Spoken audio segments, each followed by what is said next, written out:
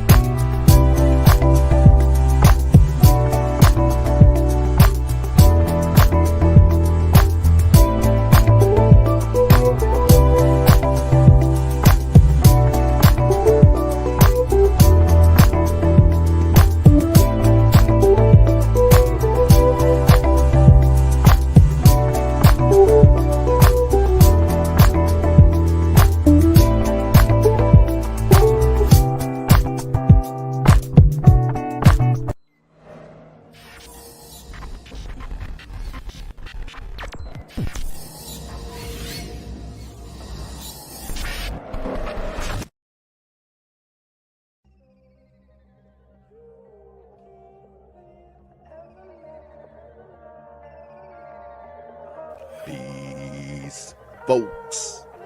This is X from TPOT Media.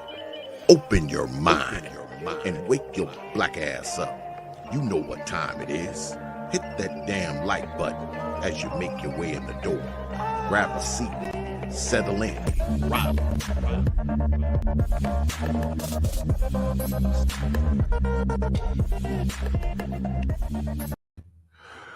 What is up? What's going on, good people? Welcome back. Welcome back. Let's go ahead and get this thing started. Shout out to the early bird squad, those who make it in bright and early before we even get things going. Shout out to Sir Tice. He says there were articles about this back in April, and I can't believe I missed them when this data was released. Oh well, Bernie, prepare to be seen as part of the and he had to break it off right there, part of the Black Women Hate Club. I'm already there. I'm already in that club. I'm already considered to be a part of that club. But actually, the angle that I'm taking on this is slightly. Well,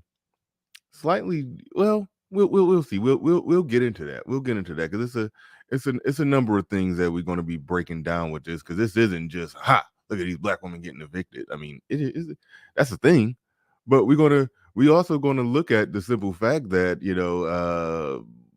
black men are in second place. So we're going to be, examining the reasons for that as well. Going to be getting into that. Black women the most evicted, black men the most homeless. I wonder why. Could it be that a woman can always find a bed to lay in, even if she could lose her house in the morning? She'd find a cozy place cozy bed to sleep in by the night. Like so. So we're going to be getting into a number of things. And as you saw in the thumbnail, if y'all could read that at the bottom, it says black people make more money than Hispanic people. But then why are they evicted more? Why are black people evicted more? Hispanic people evicted less off less money? There's an obvious answer to that question that we're going to get into, but if you watch my show, you already know the answer to that question. So we got a number of things that we are tapping into, but shout out to everybody in the building. Shout out to Dolomite. He said the sad part is a good number of those evictions come from being nasty and completely ruining the homes slash apartments they was living in. And you know what? I didn't even fully look at it like that. I guess we'll watch an article where they're breaking down the reasons why the evictions happen. And a lot of times when they do it, and normally I like to watch videos before I, react to them, because it could be just a bunch of mumbo jumbo and rambling. And sometimes I don't be in the mood for just hearing a bunch of too early in the show. Too early in the show to say bitch babble. But yeah, I don't be feeling like hearing a bunch of I don't be feeling like hearing a bunch of babble. I don't be feeling like hearing a bunch of babble. But shout out to Sir Tice. Shout out to Educated Lane says, "What's up, peeps? Let's get it." Shout out to Deadly Raver in the building. He says, "There he is, was wondering if they got you." Oh no. I'm good. I'm in here. Prime VA 757 in the building says, "Most educated, lie. Most evicted, face of baby mama's most depth. I thought 304s were winning." Yeah. Good question.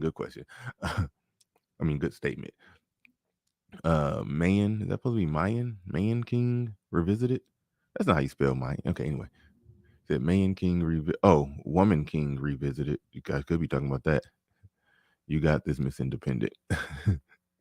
Shout out to you. Shout out to Christian Hutchison in the building. Oh, thank you, Christian Hutchison. Christian, I should say. We always say his first and last name. That's what's on the screen though. But shout out to Christian. I gotta pull that up. I gotta start consulting you before I do the show, because you be having all the data. You be having all the data. So let me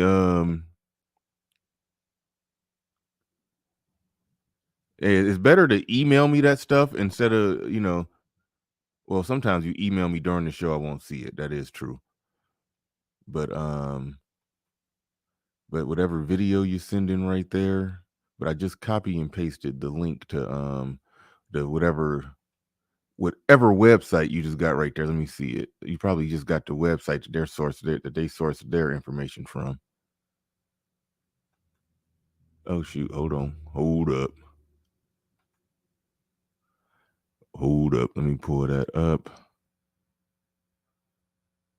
And let's see. For some reason that ain't working. But nevertheless, thank you. And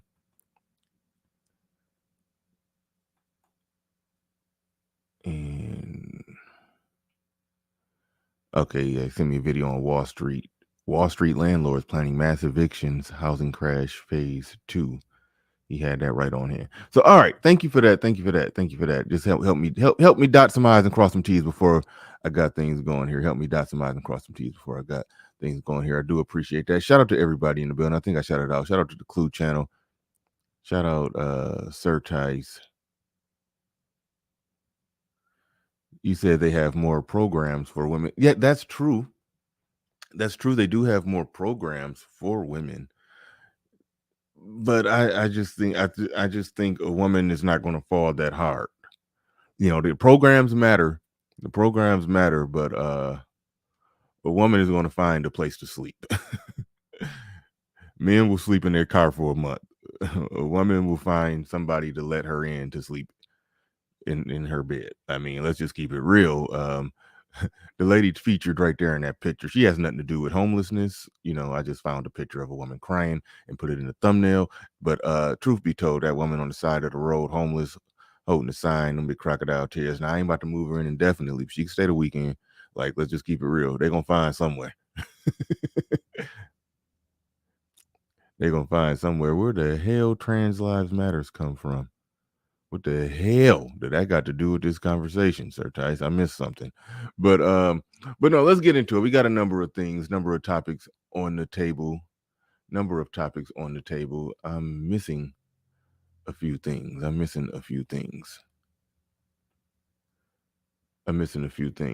I can't even find what I was looking for. So we'll start out with some ratchetry.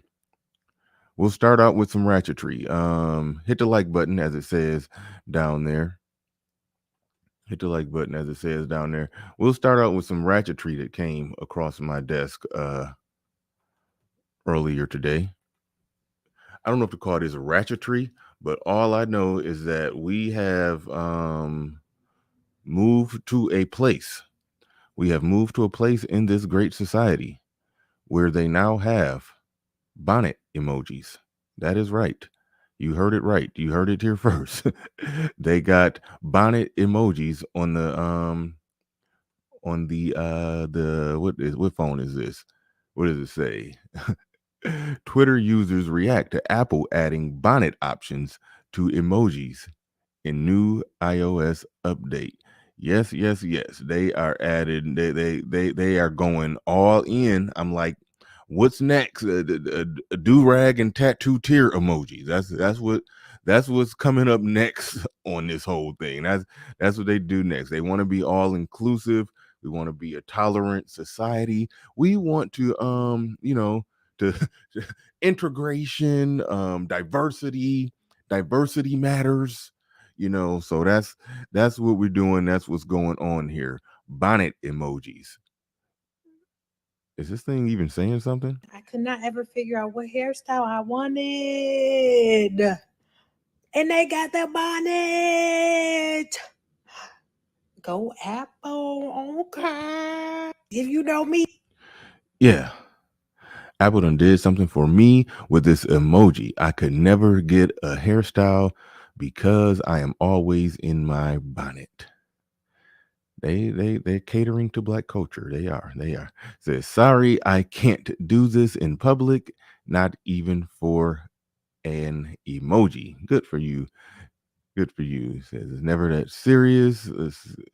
They showing Monique because Monique had a moment of clarity in non-ratchetry where she called out the the women, said stop leaving the house in your bonnets.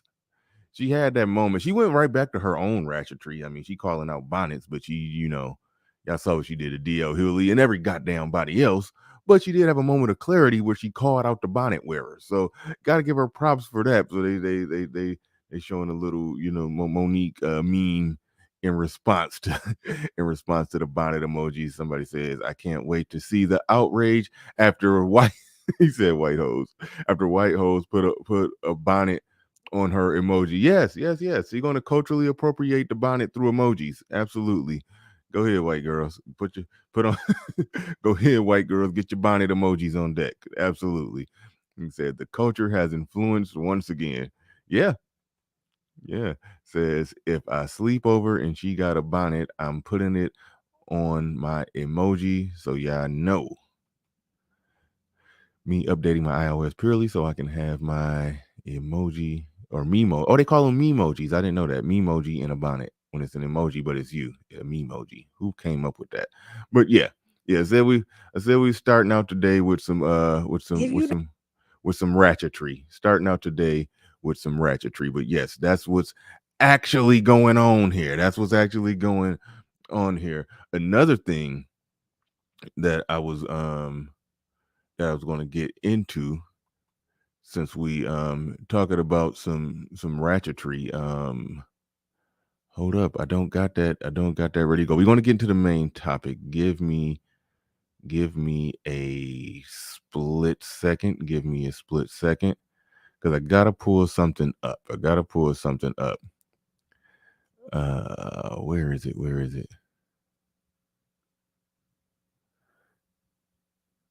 it? I do apologize. I hate when I do this. When I don't got everything up. I had it up, then I accidentally closed it off. But yeah, here we go. Here we go. This is something that I meant to talk about because I I've been covering this story because I'm extremely interested in just how far Nick Cannon is going to take this thing. I'm extremely interested in how far Nick Cannon is actually going to take this thing. But see, they were criticized, like they were criticizing him. Okay, they were criticizing him, saying that he don't have any dark skinned baby mamas. Now, y'all remember I did a video before. Yeah, are terrible, just terrible. And then Charles Barkley. I remember I did a video before talking about how a lot of times when dark-skinned black women, dark-skinned sisters complain about something that celebrity men are doing, they're normally complaining about bullshit. Um, you know, Trey Songz not letting dark skinned women in his section, or somebody, Michael B. Jordan, or somebody had a yacht party and it was just all exoticals on there. And I say y'all are complaining because they're not objectifying and defiling y'all just as much as they're doing the light skinned women in exoticals. I'm like, yeah, I want to go to a yacht and get Dame dashed and have champagne poured on your head, get pissed on, pumped and dumped just as much as the light skinned women in the exoticals. That's what y'all are complaining about. But the complaints went to I don't know if to say another level, but Nick Cannon, after they was complaining to him, complaining that he didn't have any dark skin baby mamas since he's racking up all of those baby mamas. Well, go and look what happened there. It's like he did it damn near on a dare. It's like somebody. It's like he went and got a dark skinned woman pregnant. It's like they triple dog dared him. Like they triple dog dared him to do it, and he just went on and said, "Fuck it, all right, I'm I'm a I'm a shut y'all up." that's that's essentially what happened there. He said Twitter is convinced that Nick Cannon just had his first black baby. He said they asked Nick Cannon why didn't he have any full black baby mamas. This nigga basically said say less and got a black woman pregnant just to prove a point. He did it on a triple dog dare. Like he going around impregnating women on a dare. He going around impregnating women on a dare. That's what he's on. And I've been saying from the start. I've been saying from the start that them dudes are in a situation, putting themselves in a situation where when all that money dry up, and they didn't get Future, Nick Cannon, they got 10, they got when all said and done, they gonna have over 20 women pregnant. 20, 25, 30. They're gonna be something like that one dude that went viral.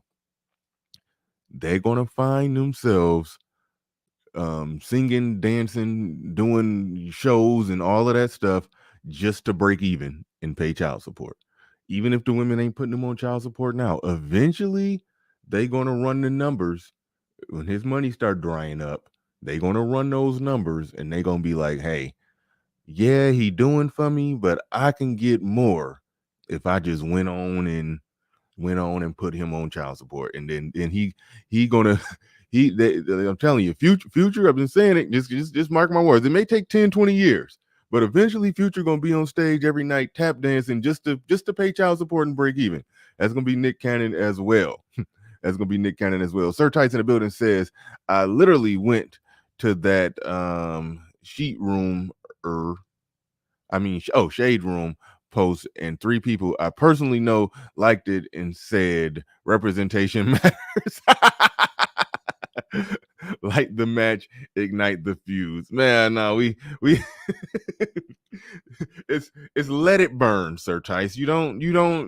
It's like Batman. I'm not gonna kill you, but I don't have to save you. It's Walter White when he was watching that woman choke after they did the meth or whatever they did. I think it was meth, and they passed out. And you're supposed to, apparently, I found out through that show, you're supposed to sleep on your side when you're on meth. Sleep on your side or sleep on your stomach, because you sleep on your back, you can choke.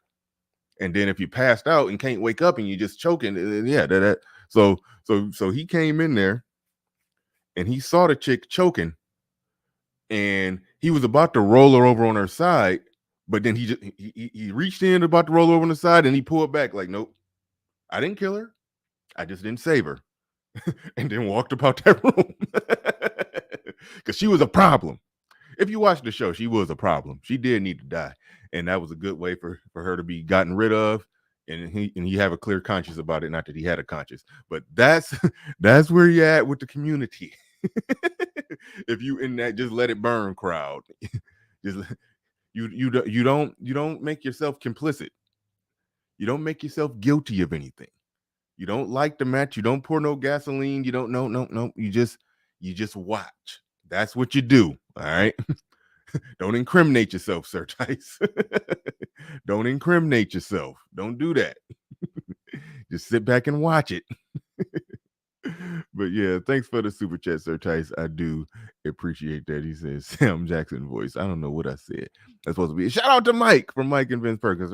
I met that man in person. Met that man in person at the meetup that we did here. Well, here in Michigan, in the Detroit area. I'm not from Detroit, but everybody who's either a content creator or a subscriber to Black Manosphere channels who's in the Detroit area, was invited to come on through. We had a good time right there. That's Mike in the damn it, I was about to crack a joke on you. Who wears a shirt like that? Anyway, that's Mike right there in the middle in that red plaid shirt. That is the bag he carries his laptop in. That's not a statue. That's not a man bag. I'm sitting there blazing him. That's Mike right there in the red plaid shirt. That he was working while he was there because he had to bring his laptop with him to do work. That is his laptop bag. He did not pull up with a man purse. That's a laptop bag. He carries his laptop in there. He pulled it out and he was working while he was there. That's Christian Hutchison up front in the pink shirt. And that's me behind Christian Hutchison, the person who you can, can't see nothing but my teeth. That's me. So shout out to everybody who came on out. And Scott Haywood, my longest standing Patreon. My first Patreon actually showed up. He's been a Patreon for me ever since I started my Patreon. He was literally my oh shit, that was loud. He was literally my first Patreon. And so I got to meet the brother. That was real nice. That was real nice that he because all this time I don't even think I knew he was in the Detroit area. I don't think I knew he was in the Detroit area. So it was definitely a pleasure to meet him, meet all those brothers. It was definitely cool. Definitely cool. So we're probably gonna do something like that once a month. But anyway, back to Nick Cannon, who fucking got a dark-skinned woman pregnant on a dare. That just blows me away. He said messenger bag. Nah, man, he carried his laptop. He had to bring his laptop for work. That wouldn't have Merce strapped across his chest. That wouldn't have Merce. That was his man. That was his laptop bag. That was his laptop bag. We not gonna do that. Even though I'm starting the shit, I'm like, we not gonna do that. We not gonna put him out there like that. He said, Dark Knight Mentality needs subs are going to be expanding on that topic yesterday. They're going to simulcast it, and I'm going to be on the panel also. What y'all talking about? I don't even know exactly what topic y'all talking about expanding on. But all right.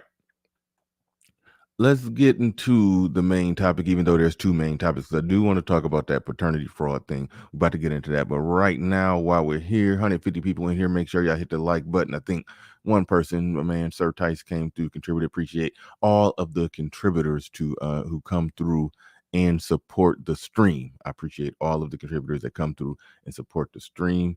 Yeah, keep this thing up and running. Keep the wheels turning. Do appreciate each and every one of you. And let me move that background banner down because that look kind of sloppy. Hold up. Let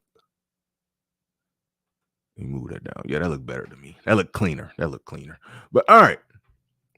About to dig into this video now. The woman here on the screen. Y'all remember her from yesterday? That was the one who went full lizard. If y'all saw the movie V, I know what it is, how the aliens came. They were like some lizard people, but when they first came, they I guess zipped into or made some kind of human outer shell. And then while they were doing all their little things that they were doing to basically take over, I forgot what their mission was. I don't know if they came to breed humans. I don't know what the hell they came there to do, but they kind of took over the government. They offered all kind of benefits and things that the people were going to like that helped them out. And like, yes, these aliens are here. They're here to help us. And then the aliens, got into, positions of power in the country and everything like that. But then eventually it was exposed that they were like evil alien, evil lizard aliens, and so eventually they zipped out of their outer human shell. So that's what I call it when somebody just exposed themselves up there. They went full lizard face. They just zipped out of that outer human shell. That's what this chick did yesterday. I think she's on good behavior today. I watched this video, did a distracted watch, but it's enough to just set up what I'm talking about here. But yeah, but she definitely yeah, on yesterday's show when I played the clip when she was talking about black men, she definitely zipped out of her outer human shell on that one. She zipped out of her outer human shell on that one. He said, "Is this where if I think is this where reptilians came from? Never heard of it. I think that's where the term reptilian probably did come from. They were they were no doubt reptilians. Okay, RMB up on everything. Their planet was dying, and they were here to Earth jack us. Yeah, yeah. Okay, cool, cool, cool, cool, cool, cool, cool. But all right, let's get into it. Let's get into it. Says V was a it was a TV miniseries in the 80s. They remade it though. They did remake it. It's a more recent V that came out. All right, Black women are getting evicted from their homes at an alarming rate. In fact, more than any other group. And that's according to a brand new analysis from USA Today looking at 4 years of local and national data. But why exactly is this happening? And can we do anything to stop it? Of course we can. Joining me now are two experts on the issue. Rashida Phillips, she's the director of housing at Powell. There is one obvious thing that can decrease the number of Black women being evicted. There's one real obvious thing. And the numbers on that I mean, it's sort of staring you in the face. It's one obvious thing, and they're going to dance and skate all the way around it. I, I, I know they're not going to say it. I haven't even watched this video all the way through. I know they're not going to say it. I know they're not going to point out that Hispanic women are just as employed or maybe even slightly less employed than Black women. Hispanic women make less money than Black women, but they're evicted at a much lower rate.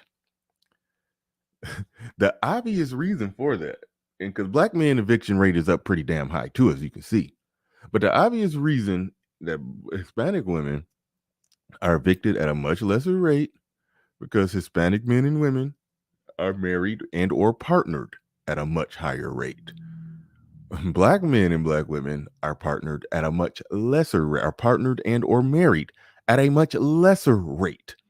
So is it shocking that when you look at the higher the marital or partnering rate, the lower the overall eviction rate is? Now Asians, okay, their rates are low as hell because I mean, let's face it, they making that bank. We was talking yesterday on how if they didn't change the standards and requirements of getting into college and they just made it off who scored the highest test score, that 3% of the population of Asians would occupy like 60% of Harvard campus. So I mean, it's hard to evict people when they just making that much damn money. But either way, marital rate is the highest. The second highest marital rate, white people. They got the second lowest eviction rate. Third highest marital rate, Hispanic people got the third highest eviction rate. There's a diverge now when you look at it, and of course with Black people, fourth lowest marital rate, and then they got the fourth low. I think I said it wrong. I might say low when I meant higher, high when I meant low. But the lower the marital rate, the higher the eviction rate. That's simply what I'm trying to say here. Yeah, I could just see that in the numbers. And when you do it with income, that's the only place where it's a divergence. There is a divergence when it comes to income because Black people, like I always point out, make more money than Hispanic and Latino people. However, they are evicted more because they are partnered and married less. And when people get married and get together or partner, have kids, and actually try to work it out, they normally buy a house. They normally do that in America. It's the American way. The American way. So that's really what this data ultimately comes down to. That's really what this data ultimately comes down to. The people that are the least partnered are the most evicted. The people that are the least partnered are the most evicted. The people that had the hardest time getting along with each other are the most evicted. Why? Because they're separated. When men and women are together, evictions don't happen. Home ownership goes up. Means it means net worth goes up. Everything. I mean, if provided that you actually pay the house off. Negroes don't be paying houses off, but that's a whole other thing. That's a whole nother thing. And let them mess around and pay it off. Let them mess around and hand it over to the kids. The kids gonna sell first thing and split it 5 ways. And they're gonna split that $200,000 5 ways, and they all gonna be back broke in less than 6 months. Niggas. But anyway, yeah, that's how that typically goes. Like that's the analysis that we give to stuff when we breaking it down in a male space.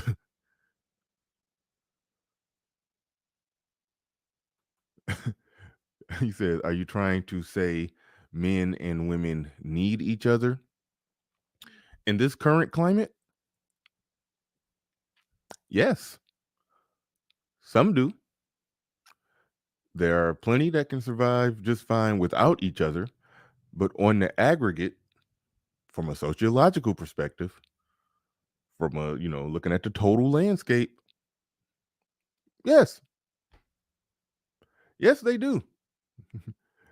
Nature designed it that way, and society, civilization, for the most part, was set up that way. And then something happened that made it to where it's no longer that way. To where, they made it to where women don't need men. They made it to where women don't need men. And when they make it to where women don't need men, then everybody suffers. Everybody suffers. Now, if you're a capable, industrious, hardworking man, you're gonna be all right. You're gonna be all right. You'll be good. You'll be good. But the fact of the matter is, shit. I mean, the data shows that shit tends to work. Shit tends to work when men and women are together more. Shit tends to go wrong less when men and women are together more. Now, what we do here, we talk about the great and many reasons why they're not together. The great and many reasons why they're not together. That's what we talk about here. That's what we talk about here. But we're going to be getting into a number of things right there. But that part right there, that can't be denied. Now, keep in mind, I'm not talking about you as an individual, because some of the arguments is, well, I don't need to be with a woman in order to avoid getting evicted. You're right, and me too. I own my house. My house paid off. My house is paid off. I'm not in danger of getting evicted. I gotta make sure I pay them tax. Them property taxes will sneak up on you if you don't pay it gradually. I found that out the hard way. Them property taxes will sneak up on your ass for real. But overall, no. I'm good. I'm good. Am I saying nuclear families are better for society? Absolutely. Absolutely. But the culture in Black America, and is moving in that direction in America, is not going to be conducive to that. I said before that when a man was able to Christian says the property taxes are the devil. Yeah, they are. Tax foreclosure is possible. Yes. That's why I said that's the only thing I gotta worry about. That's the only thing I gotta worry about. Them taxes will sneak up on you. You like, good, I don't got a mortgage, I don't gotta worry about that. Then them property taxes be coming. Them property taxes be coming. but yeah.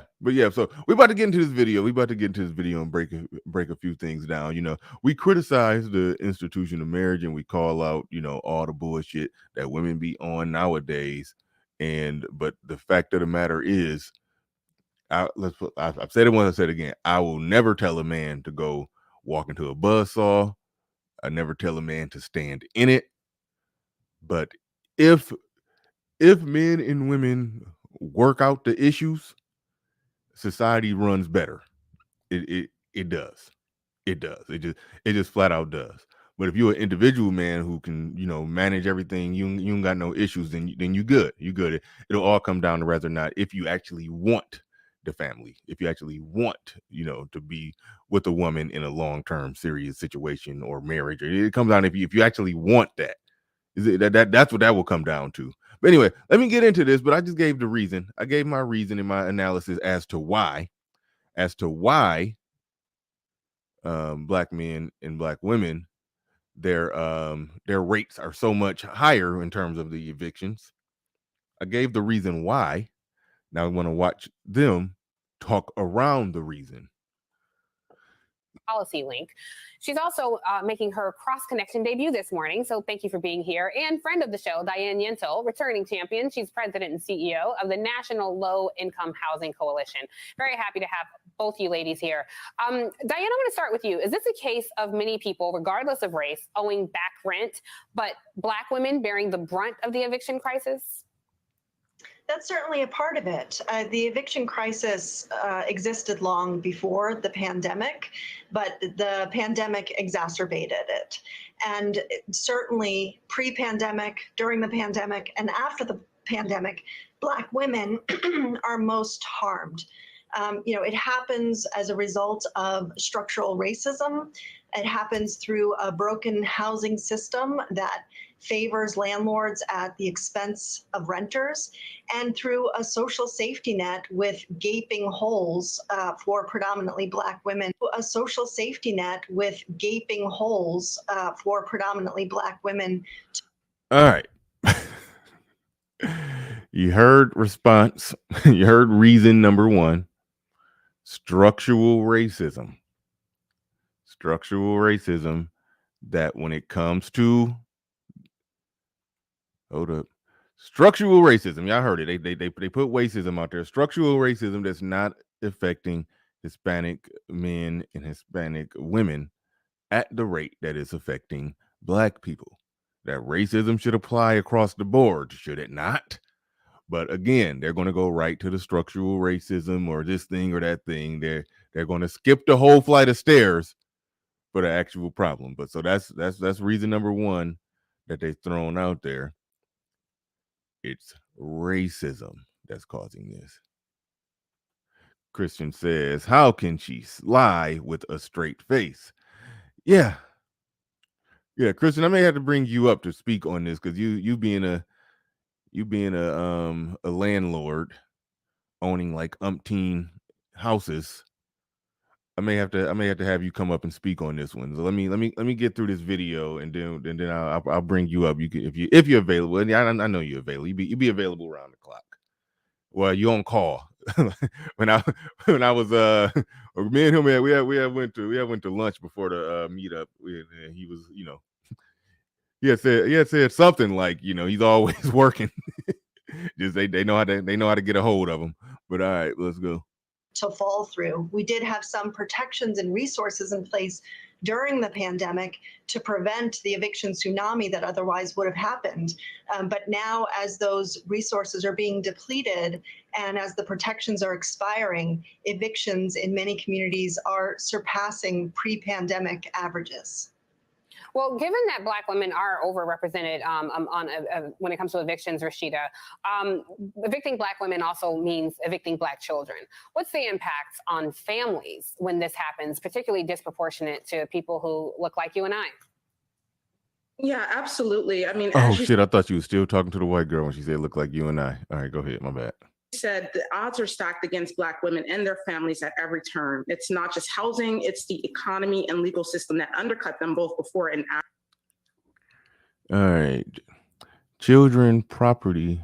Why does that still? I'm trying to get that to move so I can read that better.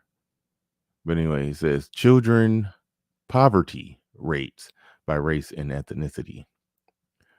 Okay. Like I said before, Black children that live in two-parent households, it almost makes the poverty rate of children, it basically just equalizes. It makes it no different than pretty much the same as the poverty rates amongst white people, Black children that live in two-parent households. So I'm pointing that out, and I'm not saying go wife up these baby mamas. I'm not saying that. I'm saying the aspect of Black culture where families don't stay together or don't even get together to begin with. That is, I'm going to always point that out. That is the primary source of the problems. And we can talk about all them reasons why, and I go deep into that. The reasons why they don't get together and they don't stay together and all of that, and we get all into the feminism and all of this and all of that. But just looking at the brute facts of it,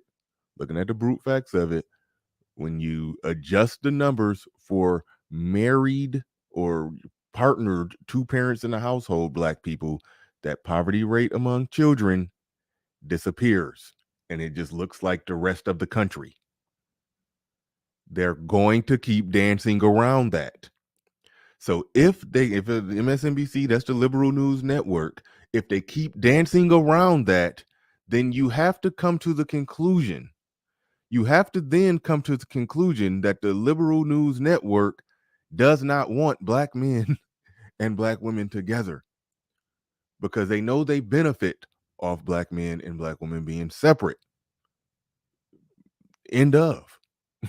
End of. They're going to dance around that. After the eviction. And what we see that every system is designed to fail Black women and their families at every turn. And it's not just a coincidence. Economy and legal system that undercut them both before and after the eviction.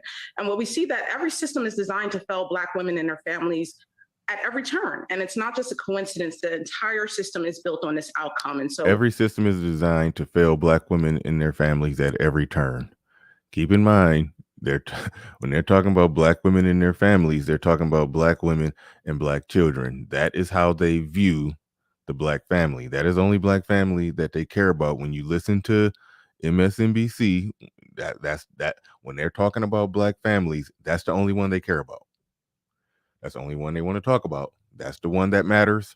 That's the one that they want to help. They're going to consistently skip the flight of stairs about they want to talk about this policy or that policy. They want to skip the flight of stairs that enables subsidize, and then when you do that, you're going to get more of this thing that is producing the problem that produces those stats where 37% of the kids are living in poverty. They're going to keep dancing around it. We need to be asking who profits and benefits from that outcome. But the results are, right, that when families are evicted, it's a lifelong impact. It thrusts them into poverty. And as the USA News story talked about, right, the impacts are far reaching.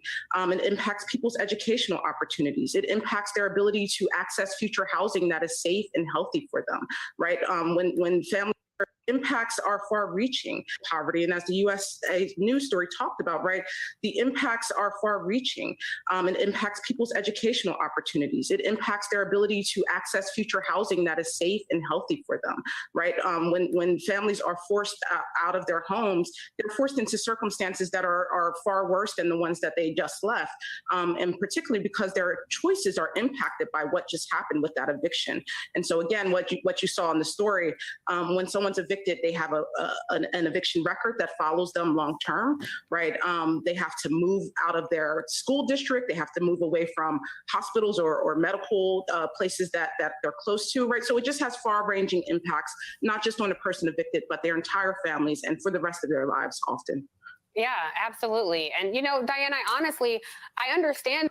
When you're saying, I thought Black women were the most educated, that's where the term, the concept, the idea, the notion of the victim queen comes from. It's like they're the queen, they're the boss bitch, they running it, who run the world, girls. But then on the other hand, they're the victim that society needs to ultimately do something to help them, to save them, to bail them out. They're persecuted, they're downtrodden, they're victims, they're this, they're that. It's all of that. So that's where the term the victim queen comes from. They're victims and queens at the same time.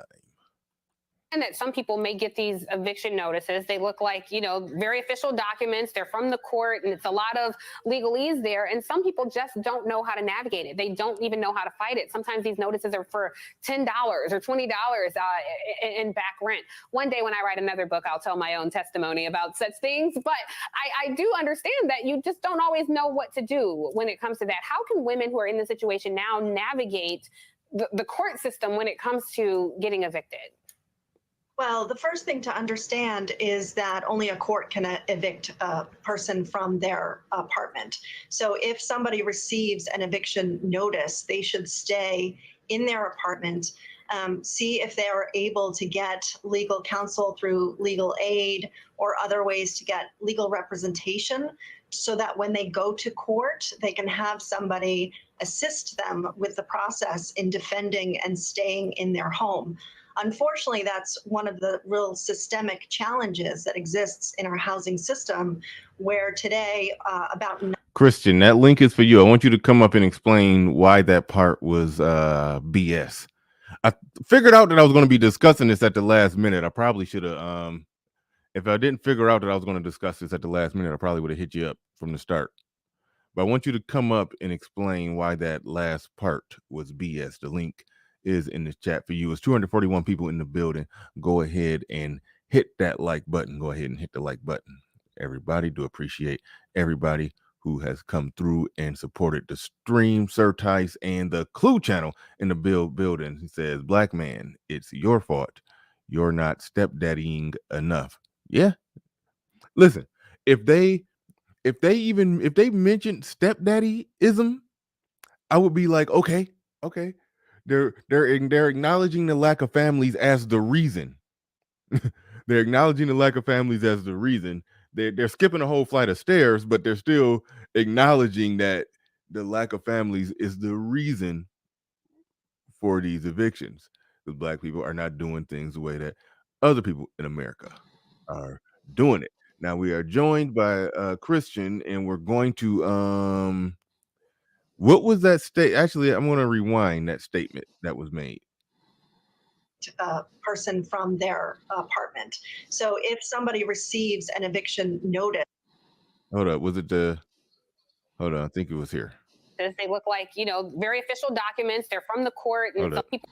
Far-ranging impacts, not just on a person evicted, but their entire families and for the rest of their lives often.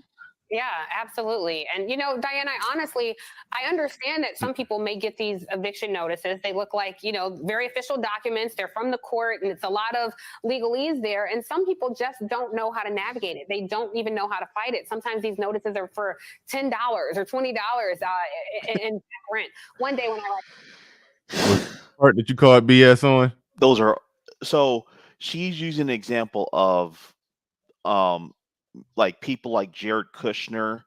Like I'm talking about these mega landlords. You're talking about the Jared Kushners, the President Trump, Donald Sterling. I'm talking like these are like the largest players in their markets, and they're worth multi-billions of dollars, and they have lawyers on demand. Okay, they're talking about they might do that.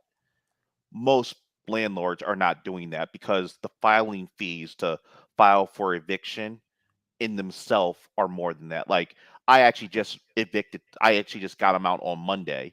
I evicted somebody and they fought it for 4 or 5 months. So they owed me. Christian, did you put a single mother out on the streets? Yep.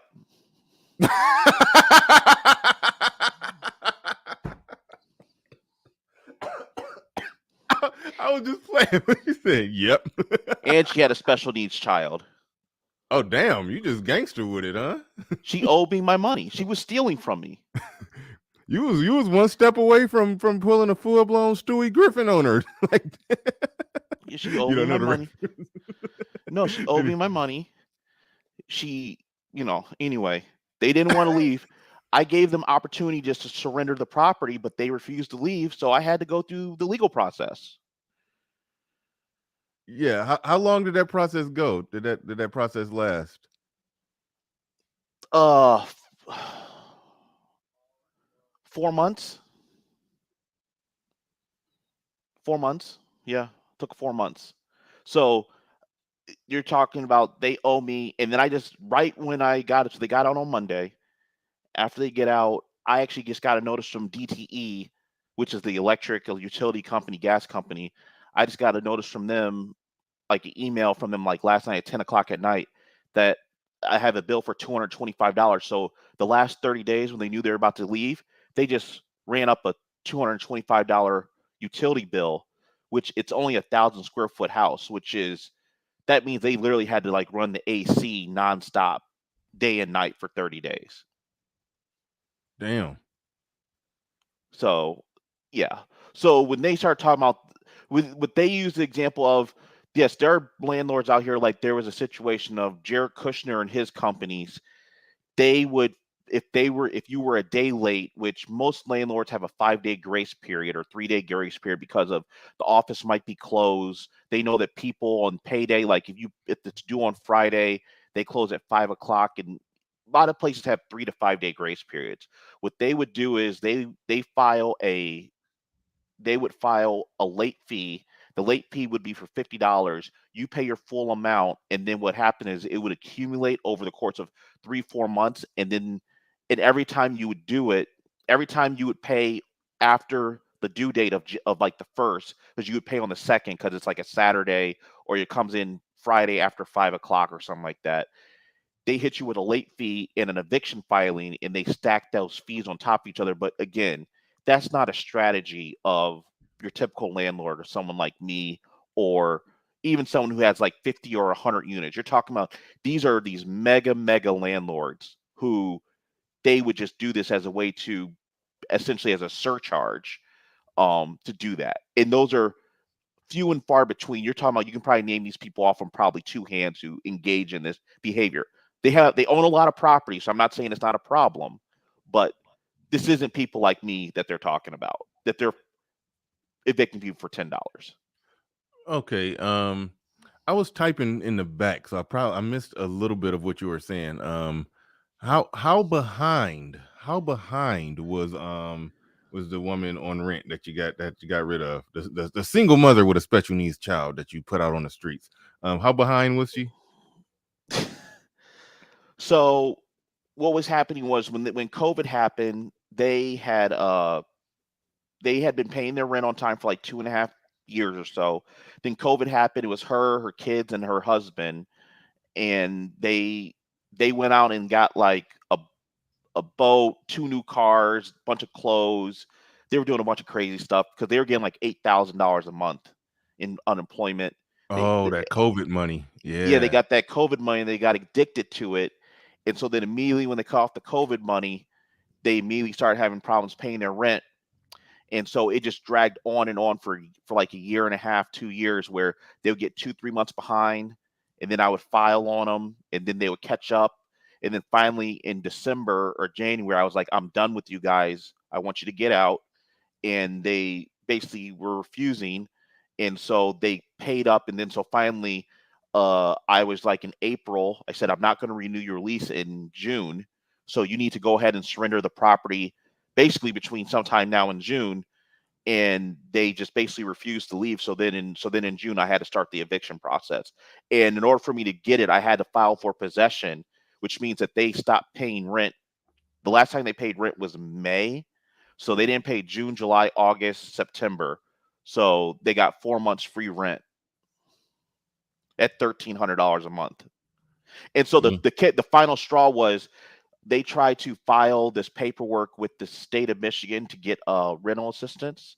Mm-hmm. And the thing is, you take that money, what the state of Michigan would do is pay your back rent plus some rents in advance. So they would have probably paid somewhere between 6 and 8 months rent. But when you take that money, two things happen. You agree to not evict them for the duration of that time, even unless they commit like a heinous crime, but then the state gets involved and you have to fight them off too. Or you have to and on top of that, you because the government direct deposits money into your account, you agree to have your bank accounts monitored too. And so I was like, you're not I was like, no, Moss, I don't want you on my property. I want you out of here. As far as I was concerned, I didn't want to deal with them anymore. So I refused to approve the money from the state of Michigan, which that's okay because they got the money anyway, but I just wanted them gone. They get the money directly instead of them paying me. They gave them the money. So they got out, they vacated, I guess. I went over there actually yesterday morning. My contractor just called me today because he walked the property. I mean, they beat the place up ridiculous. It was, I mean, it's not that bad because not that big of a place, but anyway, no one's evicting anyone for $10. So you're saying these people are running around, they owe me 13 times 4, so 13 times 12 is 48. So they owe me what, about $5,500? Mm-hmm. Plus plus $225 for the utility bill they ran up. Plus I had a deal on the table for one of my corporate tenants to take it. They were going to pay me $3,000 a month for the property starting in July, but they couldn't give it to them because they refused to leave. So yeah, that's significant. That's significant. No doubt about that. Yeah, so basically what, they boned me out about 10 grand? Yeah, I would say, yeah. And then plus, if you got to fix some stuff in the house, to get somebody else to rent it. But Osmosis Reacts in the building says, entitlement, negotiate, move out, then downsize. Thank you for the super chat. Do appreciate that. TBE Trucking in the building. He says, my rent was $1,750. Now it's $2,300 because of people not paying rent. Wow. Man, and listen, I'd be telling y'all, in my city, rent is that's a lot of damn rent. Rent do not be that damn high out here. But anyway, all right, let's roll some more of this. Wait, hold on, real quick, as briefly as you could possibly say, because I do want to get back into this tape.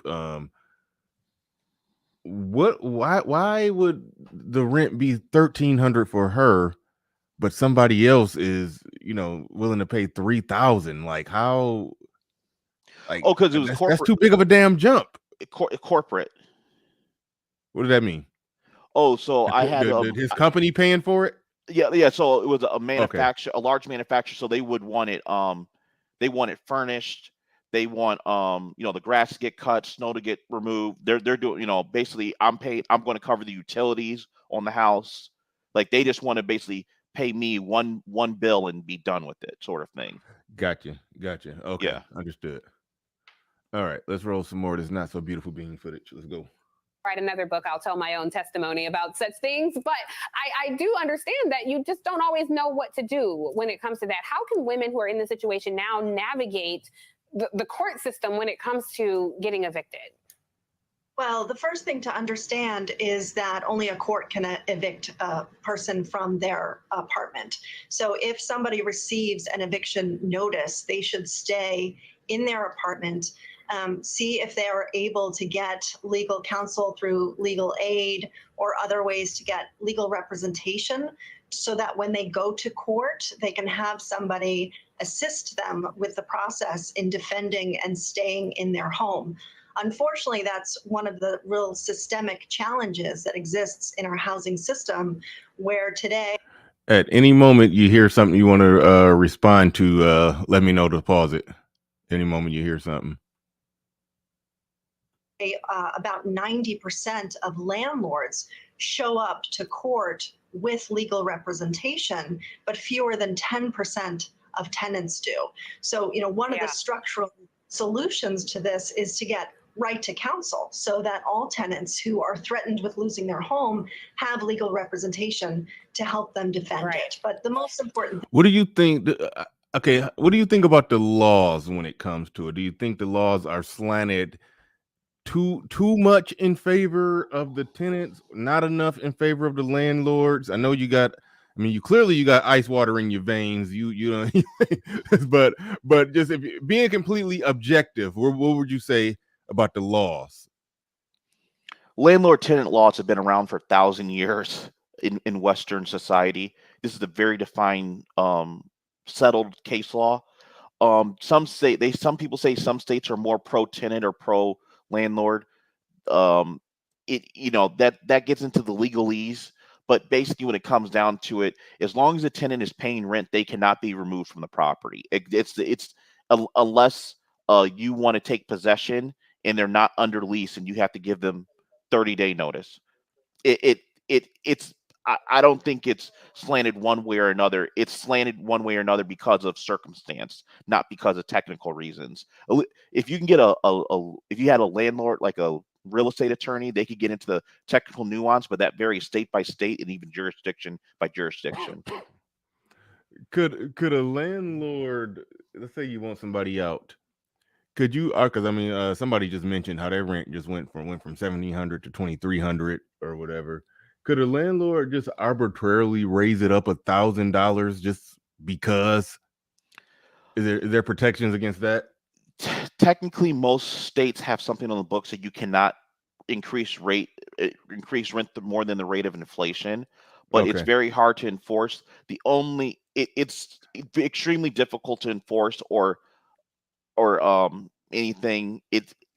They basically, yes. If I wanted to get rid of somebody, I could just raise the rent up to some number that I know is not payable, and that's how I could remove them from the property. But that's if they leave willingly. If they decide not to leave willingly, I still would have to evict them, right? Yeah, yeah. It still will be a grueling process, because every time I hear about these stories, I mean, it seems like it takes like damn near a year to evict somebody. It seems like I Yeah. never. I mean, that sounds about accurate. It takes about a year to get rid of somebody. No, it typically takes about 60 days. For me, when I filed on those people um July 1st, like Canada Day weekend, I mean 4th of July weekend, and they got out again on Sunday night. They were out Sunday night. So how many days was that? That was July to August, 30 days, 60 days. So it took about 75 days to get them out of there. But they hadn't paid me since June. Okay. All right. All right. Let's roll some more. Let's roll some more. Thing to do is stay in place, look for assistance with legal aid, and also to see if there's assistance available through emergency rental assistance programs to help pay that back rent that might be owed. Yeah, and if you can't afford your rent, I'm assuming you don't know that you can afford a lawyer. So that, you're at a disadvantage when it comes to the court system. Rashida, we're coming up against the end of pandemic protections for a lot of people when it comes to owing back rent, owing, mortgage companies, et cetera. A lot of the people who are filing these evictions actually got money from the federal government to cover their expenses, the protections in place for them so that they wouldn't be evicting people. How does that work? And how can and tenants, people who are facing eviction, how can they navigate that process as well? The challenge with some of these rental assistance programs is that it's the same challenges that existed before the pandemic. It's challenging for people to access applications. It takes a long time to process those applications. There weren't systems in place to really be able to move this money quickly. And so people are still at risk. People are still facing eviction, and the same confluence of factors that made. Why do the hand model gotta have some long, damn near raptor claw nails in this image? Like, what? That's those are just the weird things I notice for no damn reason. It's like, why those nails? Why those nails? They had to get they're making a statement with those nails. But anyway, um, when people rent get behind, do you like accessing all of those programs or whatever? Like they're saying it's hard for them to access it. It's hard for them to get the money. And from the standpoint of somebody who's renting, like, do you like what are your thoughts on that? Do you like that all of that is available, or do you like, hey, if they can't pay, they can't pay. I want them gone, and I don't want to wait for the slow hand of the system to help them, or like, what's your general thoughts on that? My opinion is that you need to pay your rent. And I actually tell my tenants after they sign their lease that if they were to have any financial issue for any reason, that they can come to me and they can surrender the property, and I won't file paperwork on them. The most I will do is keep their security deposit, but it's no harm, no foul. Like, if you lose your job, you have to relocate, your financial situation changes for whatever reason. If you say, Christian, I cannot pay my rent, so you come to me. obviously you come and say I can't pay my October 1st rent, I'm gonna be a little pissed off, right? If it's September 21st. But if you come to me today and you're like, you know what, starting in November, I'm gonna not be able to pay my rent because I lost my job and I'm having a tough time paying. I would just release you from contract because I know if you can't pay, you can't pay. You can't get blood from a stone. In terms of these various rental assistance programs, they're out there, but I'm never going to be party to them directly. If you go apply for something, you get the money, you pay me, it doesn't make any difference. But if the expectation is I need to fill out paperwork to help you pay your rent, I'm not going to do it. Right, yeah. You don't care how she get it, as long as she can put it to you as long as you can put it in your hand by a certain amount of time. That's pretty much where you at with it. He or she, I don't care. Yeah, I know. I've been saying she because he or she. I don't care. You put a single mama out on the streets. But anyway, I'm gonna keep throwing that. I'm gonna keep holding that over your head. But no, no, I keep saying that. I know you had to put men out too. But Sir Tice in the building says, ask Christian if this was Wayne or Oakland County, and are they landlord or renter friendly? I kind of indirectly asked that one, but you could answer that first part and expand on the second part. The property that I just put someone out of, that was Oakland County. And people say that they're pro landlord, but and people say in general Michigan's a pro landlord state. However, what happens is a lot of people if you're in Detroit, Flint, Saginaw, Pontiac, what happens is they're a lot more loosey goosey with the landlord tenant situation.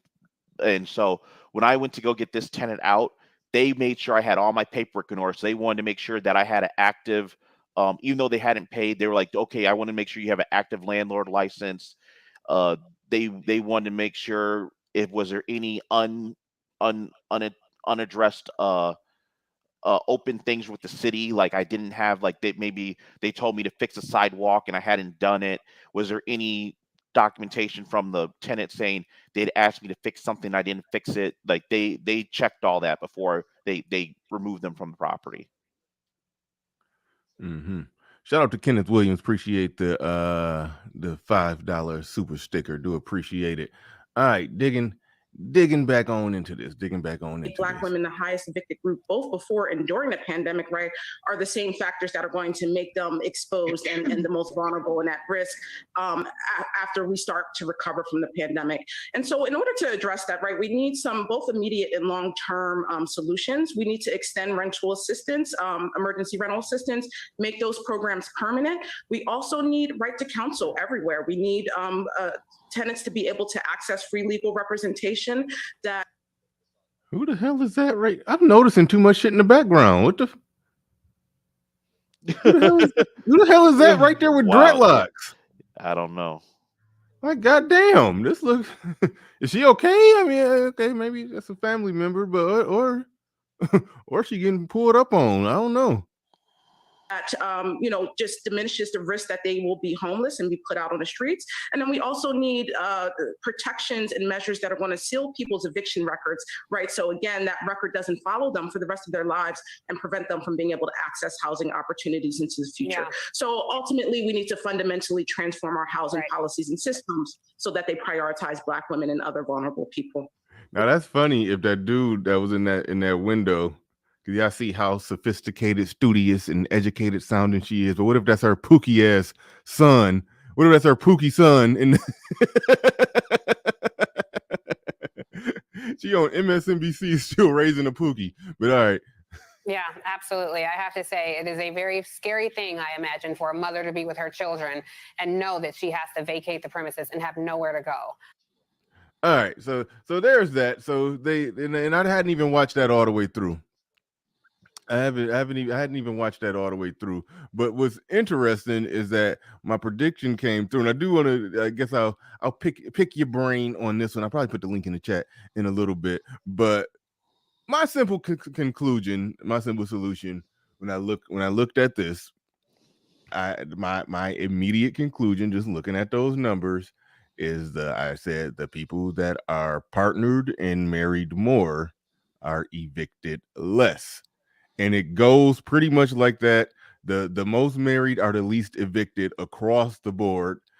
I mean, yeah, the most married are the least evicted. The least married or partnered are the most evicted. Now,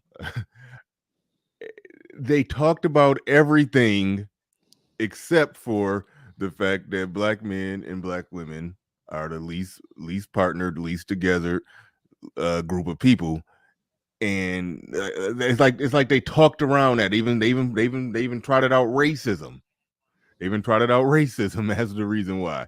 So what's your thoughts on that one? What's your thoughts on that one? Because like when black men had a conversation, we break this shit down. And keep in mind, I'm no big I ain't advocating, but I mean families being together is better for society and the whole works and all that. I get that, but I ain't no big advocate for marriage because the laws are not. I don't like the laws, and I don't like the whole child custody system. I don't like family court. I don't like none of that shit. So I'm not advocating for shit here, but I am drawing out a clear line. It's clear drawing out a clear line that those evictions got to have something to do with that. What's your thoughts? Yeah, so there is a thing to people who are unpartnered and they have children are at higher risk for eviction. There's definitely a correlation. I've had that cuts across race. I've seen it with all sorts of people. Like I've seen a situation where the husband and wife were in the home and they had kids and the rent was just fine being paid, and the marriage broke down and the husband left, and within 6 months the wife was facing eviction. I mean, and she had to go. I didn't have to evict her. She had to come to Jesus moment and she was like, I can't afford to pay. And I was like, okay, that's okay. And when she went to go get another place, I told the person she was applying to, was like, yeah, why is she leaving? I said, they paid their rent. They're having some marital issues and the husband left, and they're paying $1,500 a month, and what she can really afford based on her salary is about $1,100 a month, and she's going to pay you nine. So take that for what it's worth. you know so that's just it. um yeah, it's just that simple. It's a numbers game. I look at it's not racist, it's just math. If you remove the income, like, let's put it like this. um if my wife stopped if me and my wife broke up or she was to die tomorrow, that we would have to right size our lives because my wife does make significant income. Even though I pay the majority of the bills, I pay like 70% of the bills. Well, we would have to right size to adjust still. You know what I mean? We could probably still stay in the same house we live in, but there'd be things we could give up. Like, do we need this? Do we need that? Because, just be me and the boys. Like, we don't need certain things. Yeah. Yeah. Now, yesterday when we was having the discussion, it got into politics. This is something I said earlier in the show, that MSNBC, that's the liberal news network, if they're talking about that problem and they're talking about everything other than the fact that black men and black women are together at the lowest rate compared to all the other groups, for them to not mention that, for that to not even just a little splash or even afterthought in the conversation, are we wrong for concluding that they have a vested interest in black men and women, at least on the Democrat end, not being not being together? They incentivize and subsidize all the things that I think contribute or make it easier for them to not come together and work it out. So I could understand in this discussion when you're talking about a housing crisis or something like that, when you start talking about the forms that are being talked about on these panels on in the media, that you don't want to bring in marriage rates and family formation, even though that's a big driver of it. That could, because that brings in a whole nother set of variables that are just too complex for that forum. Um, if you have a long form where you're going to have actual talk it out and people aren't going to get in their feelings, you could talk about it. But you start talking about a 3 to 5 minute discussion, it's too complex. I think one big issue why black people probably are at more risk is because they've done studies to prove it, and I'm guilty of it too, is black people typically will buy or rent more house relative to their income than other groups. That's a big thing within our culture, and that might just because of that's could be the one-upism or just the flash and everything. So I didn't go get the most expensive house I could get because I didn't want to pay them sort of money, but I could say uh, I think I'm probably spending maybe 10 to 12% more compared to maybe my counterparts in my income bracket. I would say I don't know. I would have to look at. Nah, I'm probably in line honestly when I look at it. Who knows? I gotta look at the data in my census tract. But either way, that's just something. That's one part. But I know here in Metro Detroit, it can get a little tough because of the neighborhoods, the way they're set up in terms of what suburbs or neighborhoods you would be in, and so that's why that could drive some of it. But yeah, I, I I understand why they don't bring it up, but it is a big factor. I think that one thing as a people we really, really discount is how big of an advantage having two income earners in the household, what that opens up in terms of for options. So I was telling, I think Edward this or Obsidian. We just had a new family move in on our street. I told you about this yesterday, actually. Yeah, I was just about to say. I think, Yeah, yeah, yeah, you was talking to yeah. me about That, that too. yeah. We had a new family move in on Saturday, and like everybody went to go meet them. And so these are non-black people. I'm not going to tell you their exact race, but they're non-black people. They have an 8-week-old child. They have a 2 or 3 year old child. The husband is an ER doc, and the wife is a management consultant at a Big Four.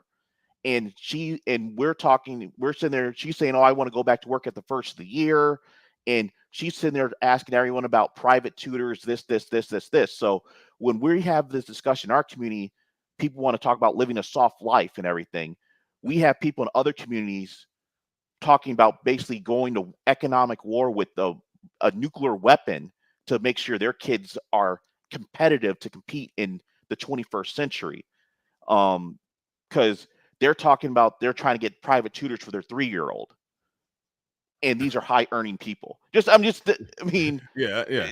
No, I get it. I get it. No, but for those that don't know, and I saw Christian's Neighborhood over the weekend. We went down there when we were hold on. Wait, where's that? I'll pull it up again right now. When we met up in Detroit, everybody met up in Detroit. Everybody, subscribers, content creators, or subscribers in the Detroit area got together for a meetup. We're gonna do it once a month like that. We're gonna do it once a month. But so when I went down there, I was in Christian's neighborhood for a little bit, and it's nice. It's nice. There's a lot of really nice houses, very successful people. Christian's very successful. Some of y'all don't know. We did a me and him, we did a stream together a while back where he was talking about his net worth. It's pretty considerable. He owns a lot of properties, so he don't got millions of dollars of cash flow coming in, but he has a net worth in the millions. So I'm in his neighborhood, and we're looking at that, and he was sort of comparing and contrasting what he actually sees with the people who are actually living that life, the people who are actually making that $300,000 a year that everybody be talking about and everything, making all that money. Where the women be saying that's what they need, so they say they don't have to work, so they can just live this this luxurious, lavish life. And he's like, out there, nobody's really operating like that. When you ride through those neighborhoods and you see them big old houses, more times than not, the man and that woman is working. They both grinding. They both got careers, and even when she have a kid, she might take a year off, but she don't want to lose that much ground with her job because that the husband is making 170,000 and she making 130,000. It's like they don't want to lose that 130,000. That's how those people are wired out there. So they grinding. They trying to they trying to stack, build, and put up money and build wealth and the whole works, to where this whole thing about the high value man thing that was real popular in this space, and it is a thing. I mean, it's not. I'm not saying it's not a thing, but the woman that want to live, that's trying to live that pampered life off a high value man, he's saying that it's not as much of that going on out there. So that's you say that's fairly accurate to what was to what goes on or how it lays out or plays out in your neighborhood. No, dollar washer, that's not 50-50. 50-50 is 50-50 is if the rent is $1,400, I got my 700, and do you got your 7? Oh, you don't got your 7? Okay, I'm putting my 7 in the money order, set it on the dresser. When you add your 7 to it, send it off. That's what 50-50 is. Married people don't do 50-50, even if both people working. It ain't 50-50. Like, stop. 50-50 is roommate shit. So that I don't even know why guys started saying 50-50. I agree with you. I have no idea why they started saying 50-50. If they're just, what they should have been saying is, no, in this modern time, these women are not showing up as little dainty virgins or whatnot. You know, those times are done. You know, she's going to contribute something. You know, she's going to contribute something. Especially she's going to be living in my house, or we're going to be living there, working together. She's going to contribute something financially, provided that, you know, other than, you know, when she's actually having kids, if we get married and she having kids, that's what y'all should be saying, that we're not bringing in 30-something-year-old pleasure models to just lay on the couch and look cute. Like that's like I understand it from that perspective. I understand Those exist in the community. Oh, my bad. Well, let's go ahead. Go ahead, Sir Tice. Go ahead and hop on in here. What you got? No, man. What's up, Christian? Yo, What's Bernie, real quick. You got a live one in the chat. I wanted to come up here and I didn't see it. What's going on? No, I believe name the name so I can find it. I believe it's a young lady, Delaney Gibson. She was initially saying, when you posted those statistics, and this is what I really wanted to come up and talk about, but when you posted those statistics, they were from 2019, right? Now, this is what she was saying. I'm building from this, and then I'll build from her point. And I was saying that I would love to see what those say today, because those were after the pandemic and such, right? Those are from 2019, where women in that Seattle area, or not Seattle, some region in Washington. King County, Seattle. King County, Seattle. Is that Seattle proper? It's just like Detroit and Wayne County. Same concept. Gotcha. Yeah. Ironically, I was in Seattle over the weekend, and I got some thoughts about that too, as far as their little homeless situation. But she had basically said, well, what about black men? They homeless too. What's it? You know, it was one of those kind of comments, right? Mm-hmm. So I'm going to answer I pointed out that part of the reason for that is the lack of partnering. You know, I said, if you're doing good, you're doing good. You probably shouldn't run into that problem unless you're going above your means. But there are a certain group of people that, they need the 2 incomes. Right. It's very. I think it's even simpler than that. So you're talking about 30% of men. So that's still 70%. Miss Delaney, hold up. Delaney Gibson, she's talking. Hey, Miss Delaney, why don't you come up and talk? She's saying we only know about urban black people. I'm guarantee you, I am not urban. I might be a little bit, just because I have to run off drug dealers off property sometime. But yeah, come up here and talk about it. If you're saying we don't know, just Christian, hey, come up and talk about it. Let me jump in on this. Okay, and real quick, hold on. Hold your thought, Sir Tice. Let me respond to this. She said she's talking about the reasons for the divorce. You just can't say who filed. She says, I included cheating. Okay, the data shows that in marriages, 28% of black men cheat, and something like 24% of black women cheat. That's damn near the same. What did you say? Why is that the same, Bernie? Hold it. Why is that the same? Because there's more. Come on, finish the blank. There's more women than men, so it actually evens out. You see what I'm saying? Not really. Okay, there's more women. There's more black women than black men, right? Okay. Now, the exact number of marriages, whatever. When you say 2%, that number is so small. It's damn near in a plus minus margin of error, anyways. But there's more women anyway, so it just evens out. In other words, is what I'm saying. Okay, I see what you're saying. I thought, even though it's more women than men, I figured 2 people get. Oh, wait, you're saying because there's more black men married than black women? Well, no. Can we just agree that 2% differential is just so small? It's in the plus minus of error anyways. And that number doesn't exacerbate until you get on the other side of 45 or 50, and those people are truly not in the marriage market. Yeah. Okay. I mean, either way it go, it's close. We can nitpick. I think Game Changer was trying to get the link. That's the actual link right there. If you are looking for that link. So abuse. We know. We know. We got the stats on that y'all are just as abusive as men. So cut the crap on that one. We got the data on that when it comes to You got the charts ready. yeah, when it comes to unidirectional violent, meaning only one person is being violent, y'all do that twice as much as men. So we got the data on that one. So you can't just say, oh, they're divorcing men because men are so abusive, and y'all be getting violent more. So you can't use that one. So yeah, your argument falls apart in the face of the data. So come again. She's no, Bernie. She's an attorney. Please come up. Please come up. Because she then said, I see why she didn't call you incel, bro. She said something about, I see why you all have to travel for women or whatever, or something like that. Basically making the implication that this is why, apparently I think it was from the picture you showed or what have you, so then that's when I was like, okay, hold on. What does that have to do with the discussion at hand here? Let me say this about the black men who were up in the 30% area also, and why I think that is. And this is before the pandemic, what have you.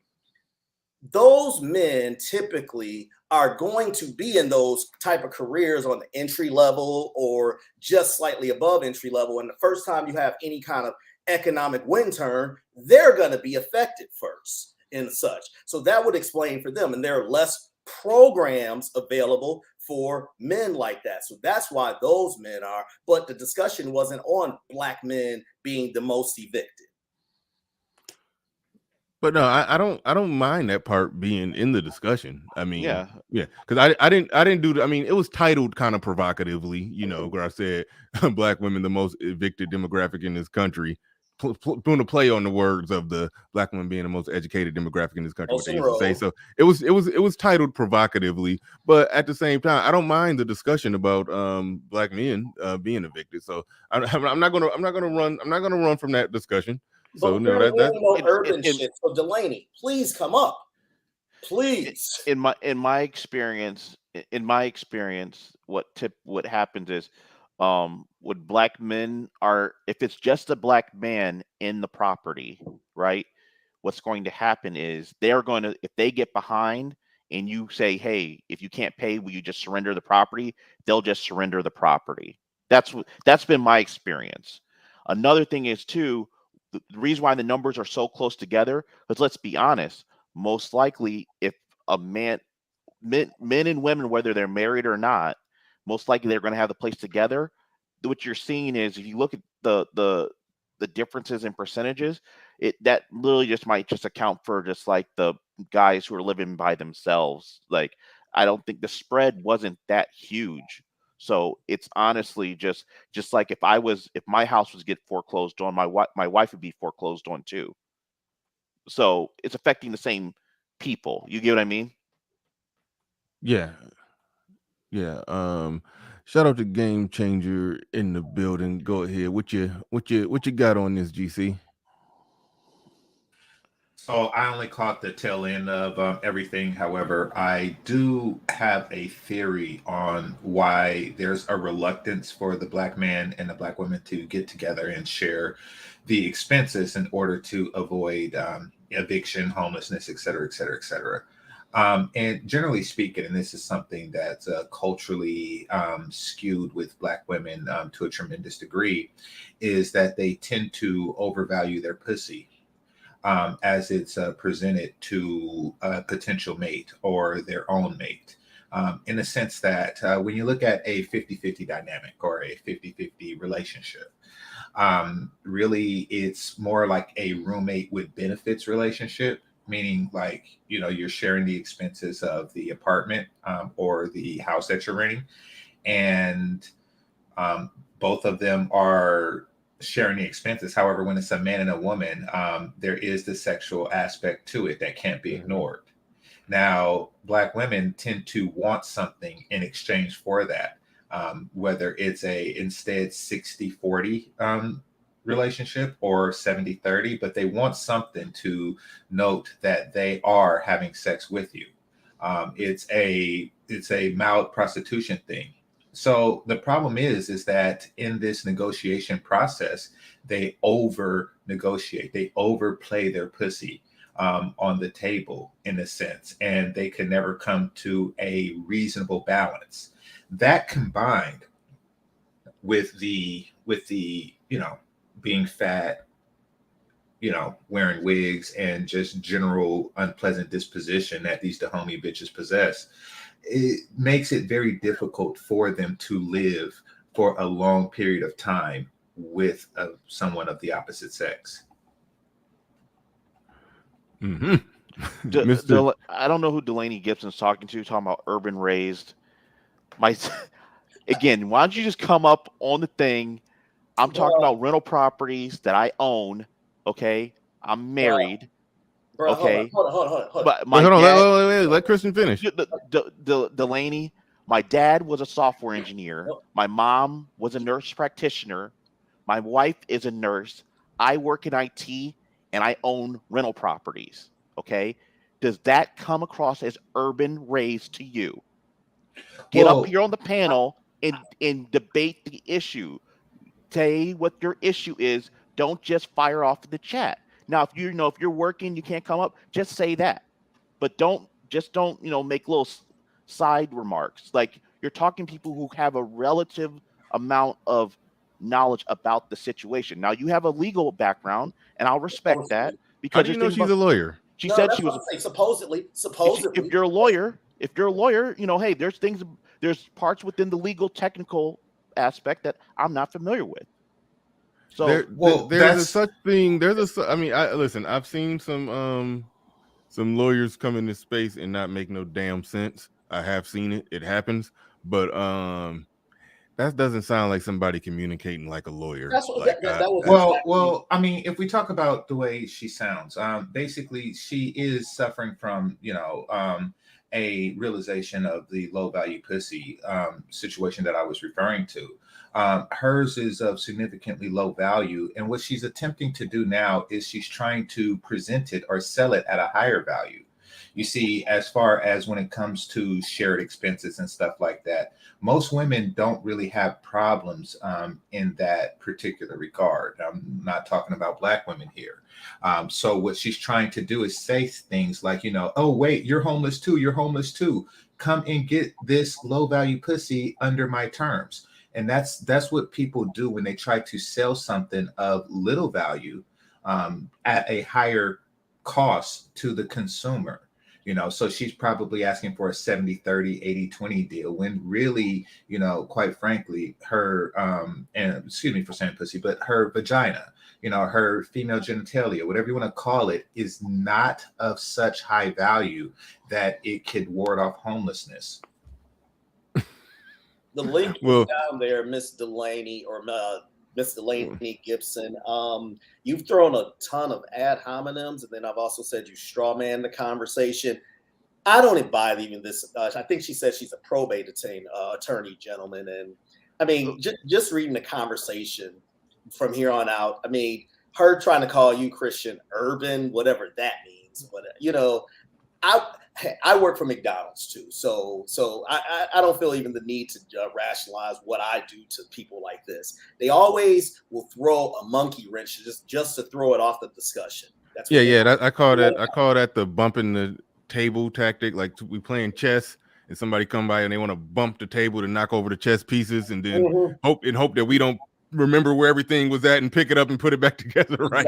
Exactly. So it's a bump to table tactic. But shout out to Mr. Tobert in the building, says paying dues, salute, absolutely. And shout out to L Train Galaxy, says, did he say the homie bitches? Yes, he did. And the homie, the Woman King, it didn't flop. I thought it was going to flop. I thought it was going to be a lightweight boycott. They said it did more than it was projected. So what's that? 20 million? It made 19 million in opening week. They was predicting somewhere around 10. I thought it's going down. Well, yeah, it's they lowballed the prediction. The movie cost $50 million to make. So, they lowballed the prediction, but it's a shit movie. In fact, I'm going to cover that tomorrow. But I mean, and basically that's what it is. It all comes down to, Bernard, a coping mechanism for low value pussy bitches. Like if you just so happen to be a woman of the Dahomey tribe and nobody wants to marry or fuck you, you find yourself, on the field wielding a spear against muskets. That's what you find yourself doing when you can't fuck your way through life. There are extremes in history that women go through when their pussy has no value. And the lawyer right now, and the lawyer in the chat room right now is going through a psychological Dahomey process. That is what she's going through. You see, let's just say she is a lawyer, right? And she makes money. Her pussy is separate from her income, meaning that her pussy does not bring the other lawyers to the yard. It doesn't. It's simply not worth it. And she knows that. So what she's trying to do is, make everybody else feel that they are of lower value in order to, relatively speaking, assume that she is of higher value. But the truth of the matter is, on the scale of pussy, and I'm talking like, from Ethiopian virgin to whatever the fuck she has, it's very, very low. All right. Well, one thing that I do want to gather from that, and I touched on this earlier in the stream when it came to female eviction. I said that female homelessness is always going to be not very high, no matter how much they're evicted. The female homelessness is not going to be high. And somebody pointed out that it's because they have more programs and initiatives. And I just think one of the factors in the equation is that, yes, a woman, she will always find a place to go. There's always a bid for her to get in. So when you talk about, just using Delaney as an avatar, even though I don't think she's a lawyer, I think bare minimum, I know two people like this. I know two women like this. They went to law school, they completed law school, but they couldn't pass the bar. These women still call themselves lawyers. They do. That's like that bar is hard to pass.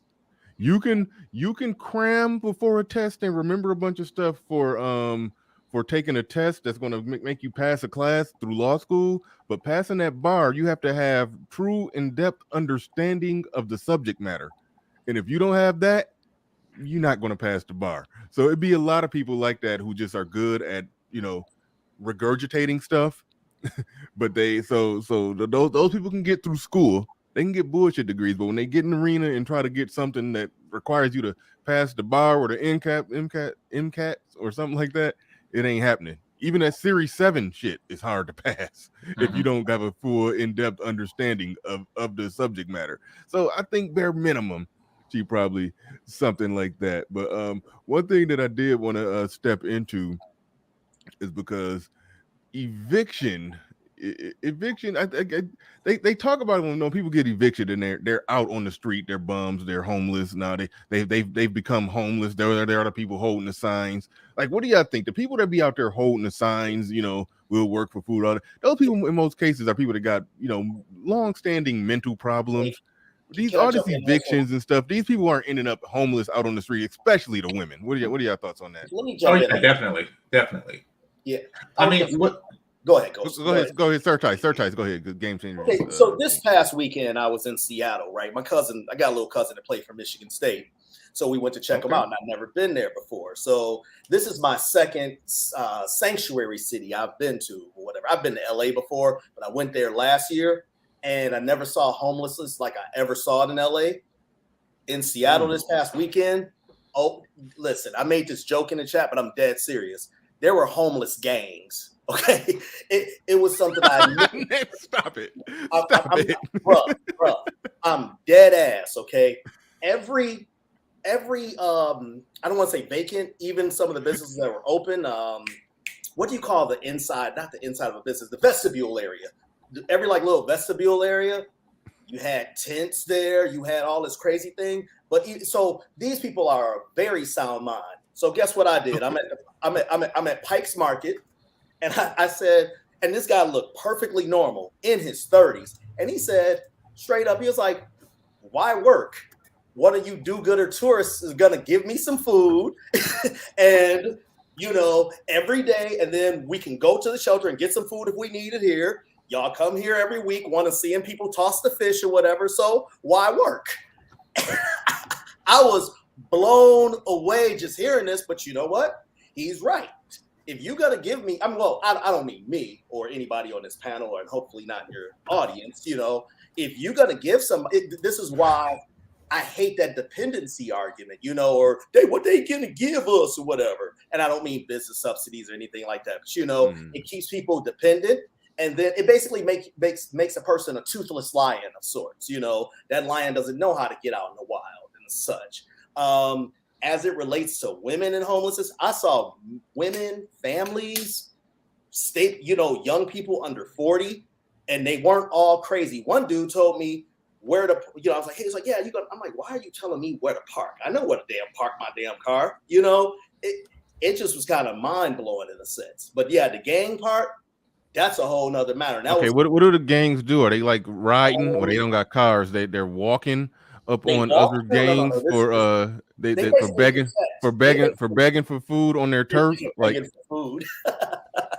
There's like prime areas, right? Like where I guess when you sleep as a homeless person, you just can't post up some area or whatever, right? So you as a solo person, you have less to, you have less of a chance going up against people, and they got little I forgot what they called themselves, and I'm like, this is a joke, right? And this was told to me by a local. I was saying, what's the purpose of it? But yeah, it's like that there, and it's so ridiculous. Let me add this. This is kind of going off of a tangent.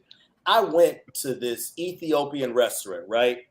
I met this one Ethiopian. I told her, yeah, I'll come to your restaurant. I went there. It was in this, of course, there's a chase to it, right? But anyways, I go there and it's in this black neighborhood, or what I'm assuming it was a black neighborhood.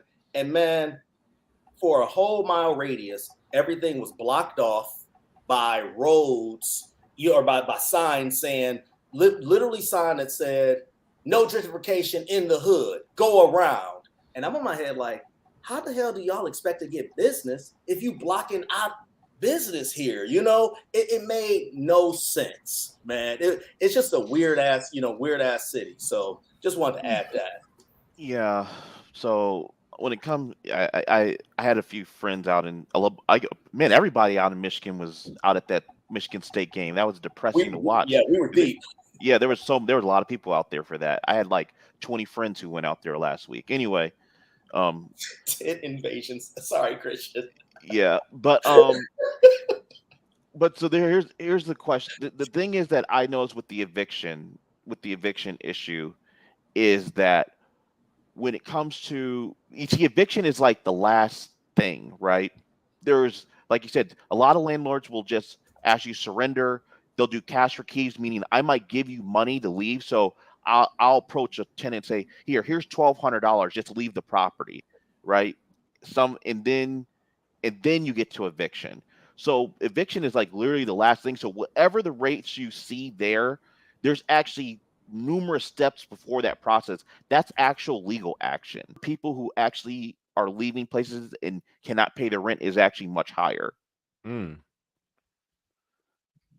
So, because there's a get out, no questions asked.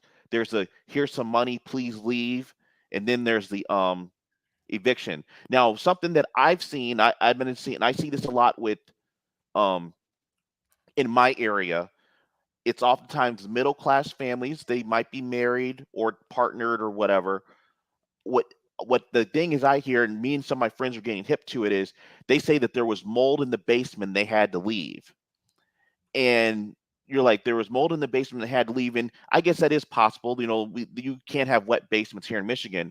But for the amount of people I hear have this, and I know how many properties I have, and I don't have mold in my basement. And I know that how many my buddies have properties and they don't have mold in their basement. It's amazing to me I have this many people who have mold in their basement and they have to leave their properties all of a sudden overnight or within a short time frame. And now they're in a hotel. That number, like the number doesn't line up. And the thing is, it's not like these homes are like in bad neighborhoods. These will be in generally accepted decent areas. So it's like, you're telling me there's a landlord who owns a property in a decent area, they have mold and they don't remediate the mold, and you have to leave overnight? You have to leave because they won't fix it? It sounds very unbelievable. So that's another game that's being played. All right. Shout out to everybody in the building. Make sure you hit that like button. That was funny. I forgot whoever that was that said piss poor bros. But anyway, we got Azrael in here. Well, Game Changer, were you trying to speak on something? And then I think I cut you off. I don't know. No, you could actually have on email Delaney, and the 925 number that just called you, that's me. So go ahead and call that, and I'll nigger rig some things, and we'll get your voice on the show. I don't necessarily want her on the show that damn bad to where we got a nigga rig it. If she can't take the link, then fuck it. You know, that's how I feel. Well, it's not that hard. Basically, when she calls in, we'll just do a screen share and share the audio, and you'll hear her. No, that's doing too much for her. She can take the link. It's right there. No, that's. Well, she says she's in a meeting and she can't do that. So much about focusing on the meeting, you know. Priorities are messed up. yeah. I mean, I ain't doing a backflip for her ass. But but anyway, we got Azrael in the building. Go ahead. What you got? It's been interesting. Some points I wanted to be made. I was going in and out, not too much. I just wanted to say, Christian, man, don't let these people get to you. They've been trying to. I've noticed a pattern of people trying to gaslight you. They either say, "Oh, you weren't urban enough," or you or you know, when you on Obsidian's channel, they try to say because you're Asian wife, like you're doing fine, bro. Don't let these people get to you. People you can always have naysayers. I had to say that because I noticed people are trying to use that to deflect your argument or your premise, and it's been annoying me a bit. But other than that, I want to say when it comes to I guess I don't have too much to say on this, but it's just interesting when the point was being made for Black women having the quote unquote soft girl era and being evicted. And I brought this up last time I was on Bernard's panel. Most white women work. 75% of women that have children and are married work. So this whole concept of women just being able to live this, particularly Black women, to live this 1%er lifestyle is just unfathomable to me. It's ludicrous, right? You either going, like BGS had a video, is basically you're either gonna have to partner up with somebody. Society's not made for women just to be able to live on their own, especially with hyperinflation and whatnot. So for example, if let's say hypothetically the person makes 60,000 and the man you're with makes 45K, it's like, okay, he might make less than you now, but that doesn't negate the fact that he might make more. And it's like something is better than nothing.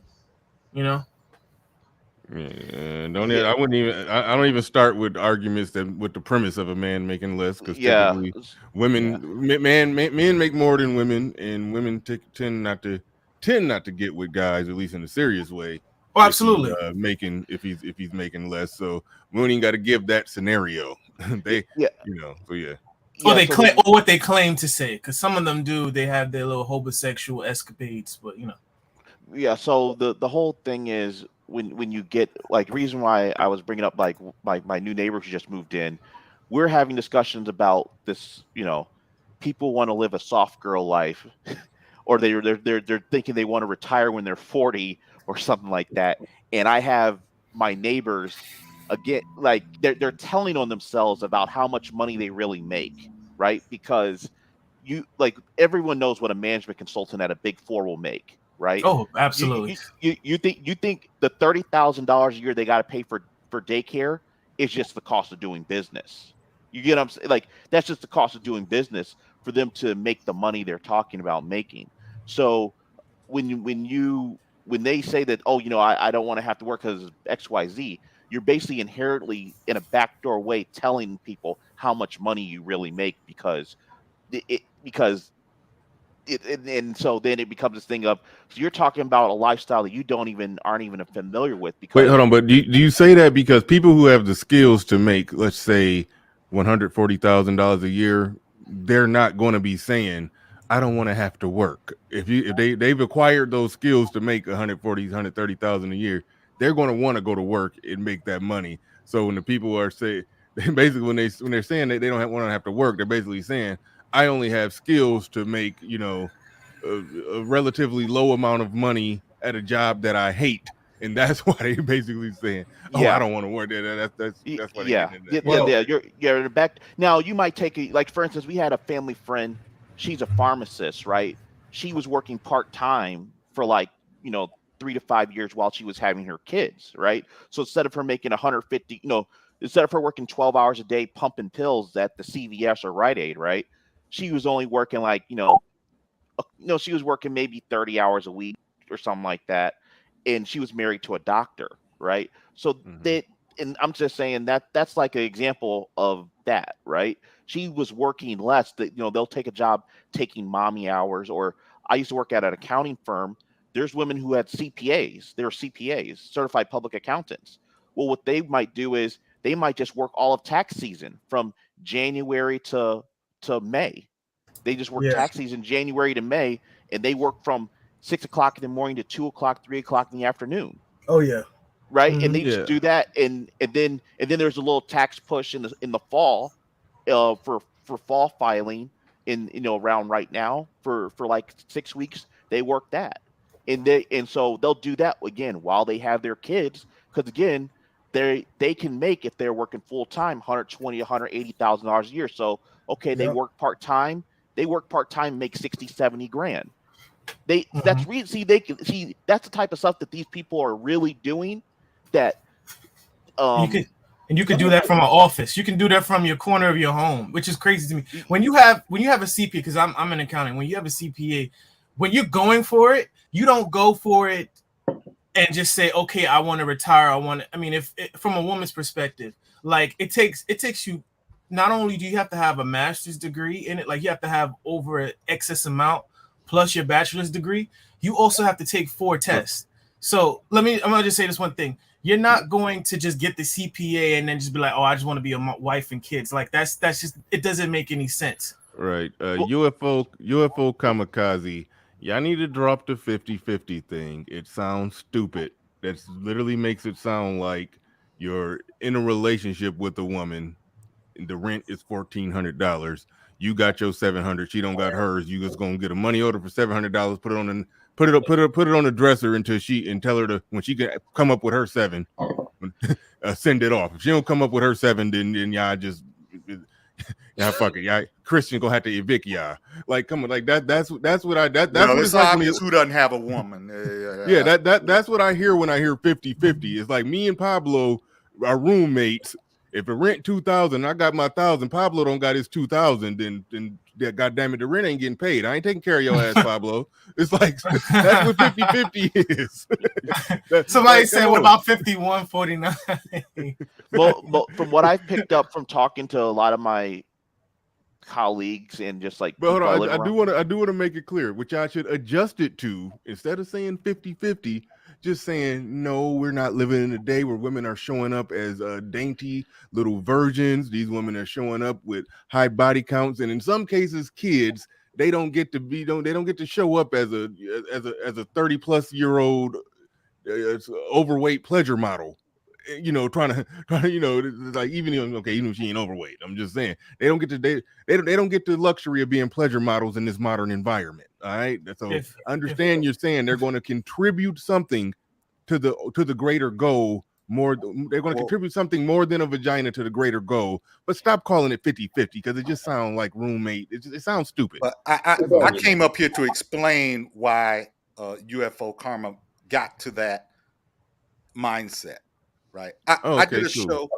Wait, but hold on. Before you explain it, let me get caught up on the super chat. JC the Conqueror in the building says, "Let's hope Robert Smith buy the Suns." That's interesting. I never He even thought can't. He about that. don't. I He don't forgot. got the money. He doesn't have Right. the money. Oh, how much the Suns run cost? That's going So, to be so 1.5. That's going to be. no, it's gonna go for more than that. Oh, you say 2? Yeah, I think it's gonna go for two. I Probably two. last I Probably two looked, and a Robert quarter. Smith. I know you got a super Hold chat. on, time out. Last I looked, Robert Smith's net worth was up to like 8 billion. Recent, the recent Oh, numbers. okay. All right. He's Yeah. not Then going to use all all of right. his money, though. Can I say ask some Christian something before you read that? We Christian, gotta. Yeah. What's up? do you do first, last, and security? No, I do. I do security. I do security plus first month. Okay, so basically, if a person comes in the middle of the month, tell you they can't pay, you still got the security somewhat. Yeah. Okay, that's all, Bernie. Yeah, so he's saying 50-50 just means she got to pay. Relax. I'm very relaxed. All I'm saying is, y'all sound it sounds stupid when y'all say it, because 50-50 implies something else. It Yeah. just, it Oh, implies something else. Y'all should just be like, hey, she has to contribute something more than her vagina, but just stop calling it 50-50. I mean, it sounds bad. I'm really just talking about optics. I'm just talking about optics. It just sounds bad. That's all. But you find another name for whatever the hell, whatever, type of situation. I mean, hell, my woman work. I mean, I understand. I'm not saying that women are not to work when getting dick from a man. I'm not saying that. I ain't in that camp. I'm just saying that stop calling it 50-50. That sounds silly.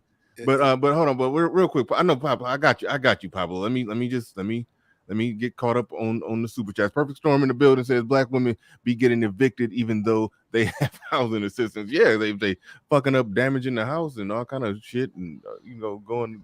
Oh yeah, but anyway, Kevin C in the building says high black female eviction rates are yet another indictment on the state of affairs between black men and black women. Willful cooperation is necessary. That is more or less what I was getting at in my opening spew. But go ahead, Pablo. You got it. Yeah. So just a few days ago, and Azriel may have been over there on my show. I did a show about the finesse culture in Black America. A lot of what you're seeing Great show. Is also about the finesse culture that goes on in Black America. And it doesn't just go on with women and their quote unquote finesse. Gang culture is also a part of finesse culture, meaning we have a subculture of people who want to get as much as possible as they can from others while investing as little as possible in the process. Mm-hmm. That is the culture that exists in the subculture that exists in Black America today. The women want to get as many free meals, shopping sprees, cushy lives, Birkin bags, Louis bags as they can get from a nigga, while at the same time providing as little cooperation, sexual favors, kindness, any of the above things that men would like to have. Yes, you want to come in at the 5 foot and 250 pounds for the pleasure. So when you have that kind of, and then you got brothers on the other hand, they want to. Oh, no, I'm gonna game her up. I'm gonna bust. You know what I'm saying? I ain't gonna give her nothing. Hard dick and bubble gum. You know what I'm saying? That is. Let's not lie to ourselves. That is the modus operandi of a large swath of both Black men and Black women. And so I am not surprised. It happened to me with family having to evict them from a rental property that they agreed to be in. I had to evict our own cousins from my grandmother's house. We talked about that. Been there, done that. Because they wouldn't pay. And apparently they had done this before and had the nerve to tell my mom, oh, you didn't know they did that before. They did that to so-and-so and so-and-so. That's what they were doing. They go around in this finesse culture. Now, we here in Atlanta, and I work in this particular field. This is what I do for a living, building code enforcement. We have sovereign citizens who go around and they go into vacant homes and set up residence. Sovereign citizens. Seriously. Yeah. And they squat. They're squatters.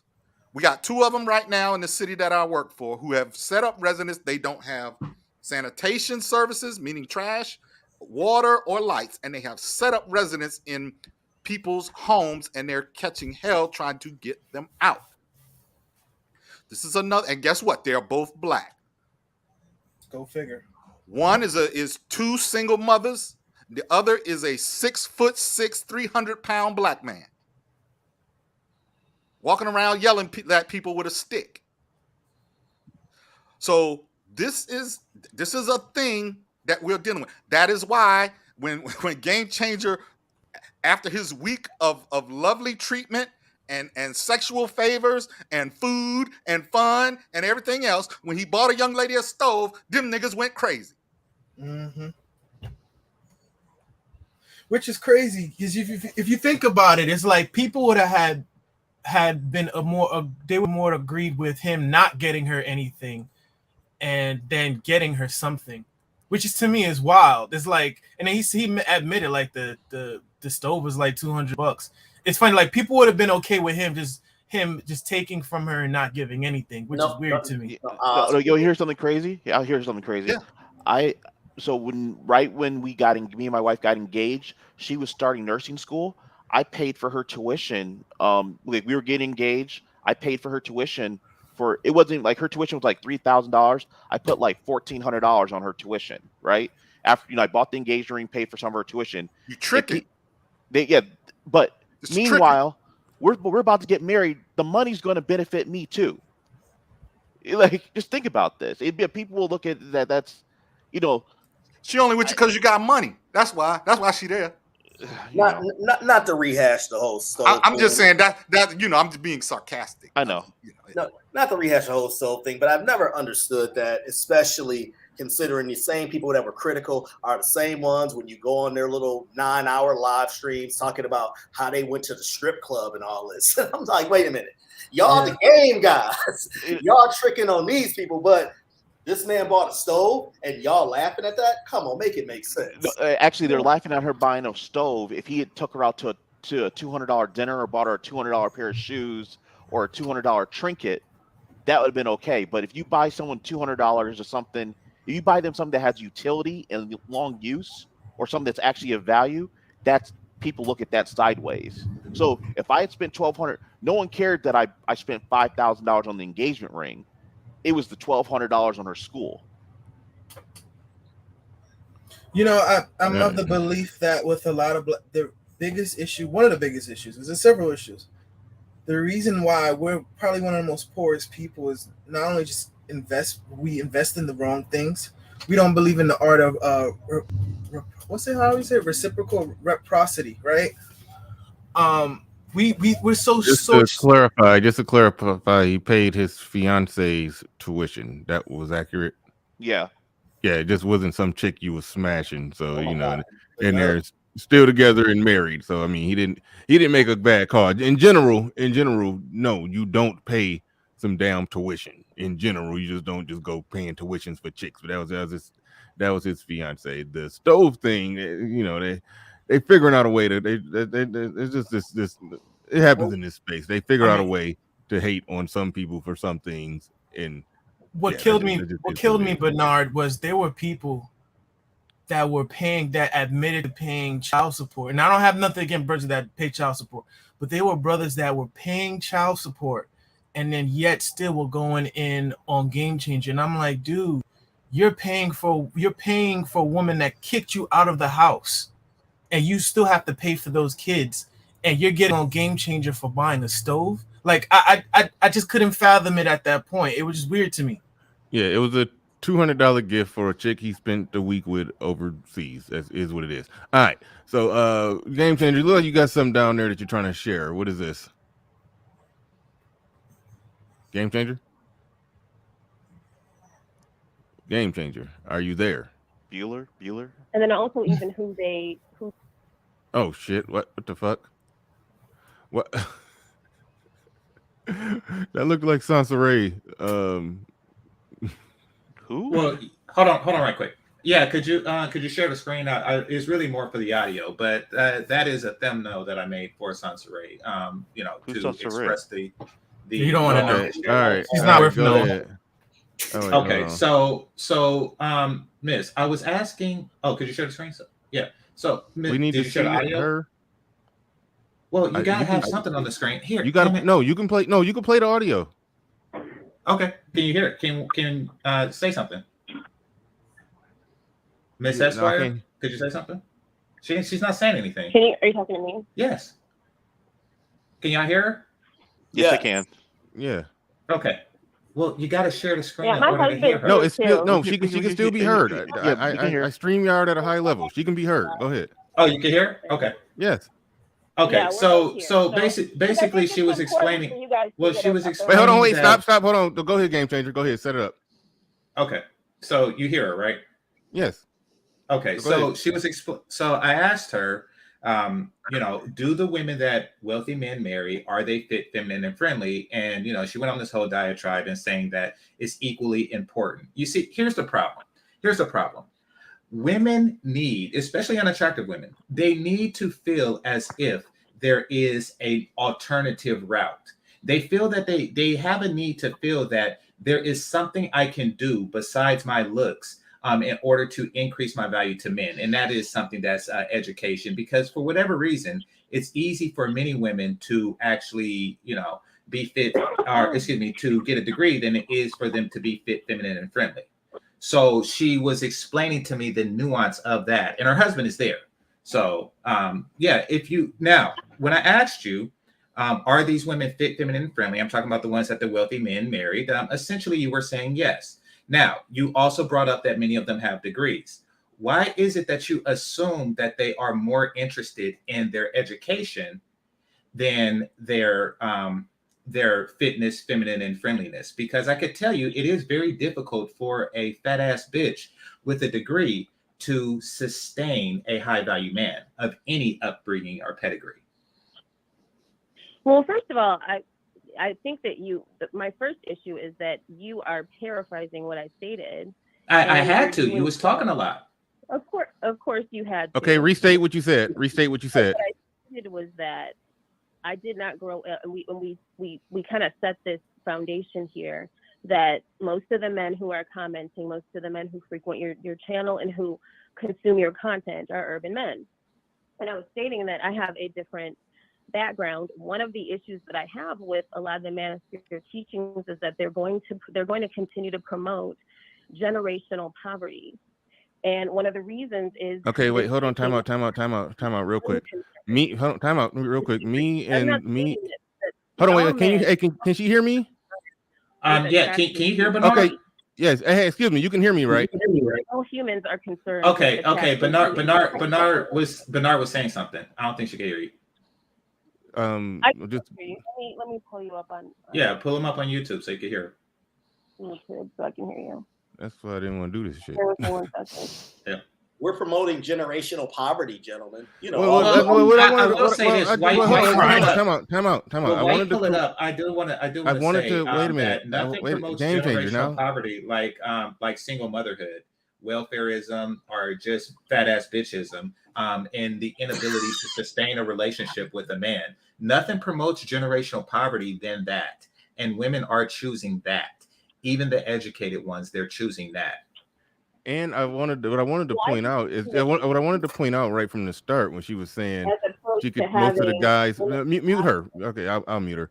What I wanted to say from the start is that when she's talking, you can explain this to her if she can't hear me, but then we're gonna move on if she can't hear nobody else. But if she can't hear me or nobody else, but she's saying that she could tell most of the guys are urban guys, or I don't know if she's trying to say these are a bunch of hood niggas watching my shit. I just met up with a lot of my subscribers, the other day, and they were mostly all, some type of IT or software guys. Like mostly everybody I talked to in one way, shape, form, or another was, did that type of work. So ain't no dude with no Gucci belts hanging out with with no Gucci belts. So it's like she's starting on a premise of some bullshit right there. So I do want to correct that one before we go any further. But we'll see how this experiment plays out. But shout out to Desky Veli, says just joking, B Riley. But all right, go ahead, GC. I don't the chick that was there, like, did you could you hear me? Denali, whatever your name is. Could you hear me? Denali, whatever your name is. Yeah, I could hear you, and I wanted to make a distinction for you. I'm not stating that. Yeah, I could hear you. Okay, I'm not even speaking on their current station. I'm speaking on upbringing. There's a difference in terms of upbringing. Your mentality is greatly affected by what you saw growing up, what you saw as you were reared and raised. How do So I'm you not know? talking How do you know what their upbringing was? you know, when they became adults. What I'm speaking on is what the upbringing has been. So that's when I'm addressing urban mentality. I think she pretty much moved to go. Look, this is stupid because I can't talk Can I to her if jump she can't in? hear me. Yeah, I agree. She needs to turn off her YouTube. No, and only it's StreamYard. ridiculous. And like, listen, talking to her, I'm just gonna move her from this. Just I think you This gotta is what they drop her do. out because if I kick her out, I'll be kicking you out too. So just boot her from. Talking to her is not that important. Yeah, this is what they do, though. You know, Yeah, they can psychoanalyze you, but boot her. nerd. Yeah, You just do yeah. I mean, if we got to go through. That's why I didn't even want to do this. We got to go do backflips just to have a conversation. I don't care to give her talk the to her link. that much. If she can't take the StreamYard link, we tried that an fuck hour it. ago. But right. JC the Conqueror in the building says, my wife, and by the way, she moved the goalpost and tried to say, no, I was talking about your upbringing. No, she was just in here trying to basically say this audience just a bunch of hood booger, know nothing niggas. And You're then basically I a bunch shot of that poor down. guys. I shot that down, and then she tried to move the goalpost to say, oh no, when you were 10 years old growing up, you were around hood stuff like that. That ain't the point that she was trying to make. That was a move in the goalpost. Yeah. That was some goofy shit. That was some bullshit. But JC the Conqueror in the building says, my wife work and still cooks and help my twins with homework. Mature Latina women don't care about this fake social media lifestyle shit. Thank you for the super chat. Do appreciate that. JC the Conqueror and the Mac the Trucker in the building says that I am the hood naker she's talking about. Nah, you're not. No, you're not. I actually talked to you. You're pretty square. Actually, I met you in person. You're pretty square. But but actually, all right. It's No, funny how so many people that watch my channel that I've met in person over the various meetups, and I haven't met a Dusty yet, as they call them. I don't even use their term, but I haven't met somebody that they would consider a Dusty yet. I just haven't. But go ahead. so she wants to say that how you grew up, it that affects a lot of it. So I can see an argument to that, but see, this is the thing. For her to make that argument, and we're all like in professional jobs now, you just don't get in that when you're in your 30s. You probably were on track to do that starting at probably age 16, 17, going into college through your mid 20s, which is when you actually select a mate. So if you're on track to go into a professional job and you're 23 to 30 years old, I mean, that's why, I don't get some of these arguments. I've had people say to me, well, you were only trying to talk to ghetto girls. It's like, I was trying to talk to the chicks in college. So you're trying to say that women in college are ghetto? Like it doesn't hold up when you start going through the process of what they're actually saying. It's really just deflection in terms of what the actual problem is. The actual problem is that there is a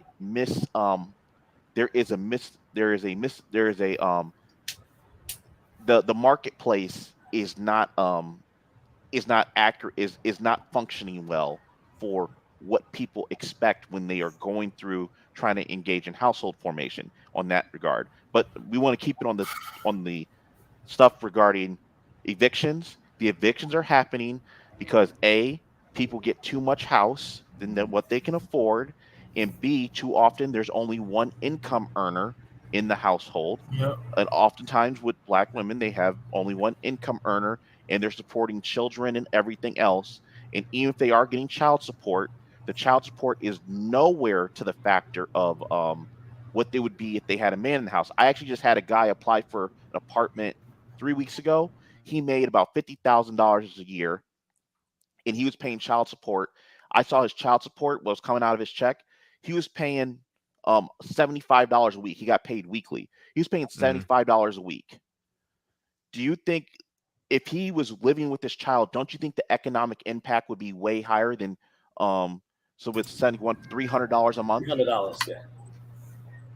You think the I economic? mean, they don't look at it that way, and I've heard people say that with child support, women put men on child support just to hurt them. A lot of you gotta understand. Wait, hold on, wait, time out. Christian was asking the question was, do you think his economic impact would be greater if what do you mean? Like if him and the woman was still together? No, Yeah. or if the child lived with him, and the answer's obvious. It's saying it would be greater. I just want to make sure we're on the Absolutely. same thing. Okay, yeah, okay, Yeah. okay. I mean, I just look at how much money I spend on my kids. So we just like, so Sunday, my wife was at work, right? They were like, oh, so I took them out on the boat for like 20 minutes, for like an hour. And then we got off the boat and then they wanted to go to the bookstore. So we went to the bookstore, they each bought a book and then we went to lunch, right? So you're saying lunch was like $75 for the three of us and they each got a book. The 2 books were like $38. That's way more. And that's like every weekend we were doing stuff like that.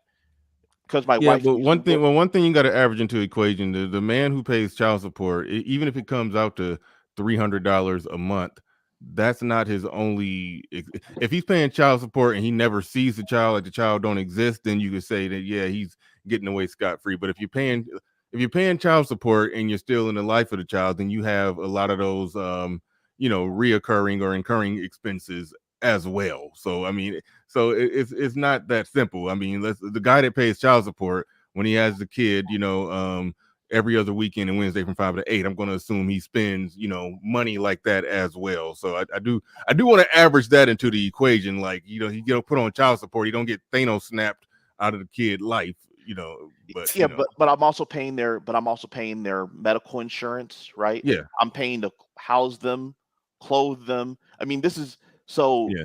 I mean, I guess I have my bias on that because I was the dude that, I got put on child support, and the kids still ended up with me more than they was with her.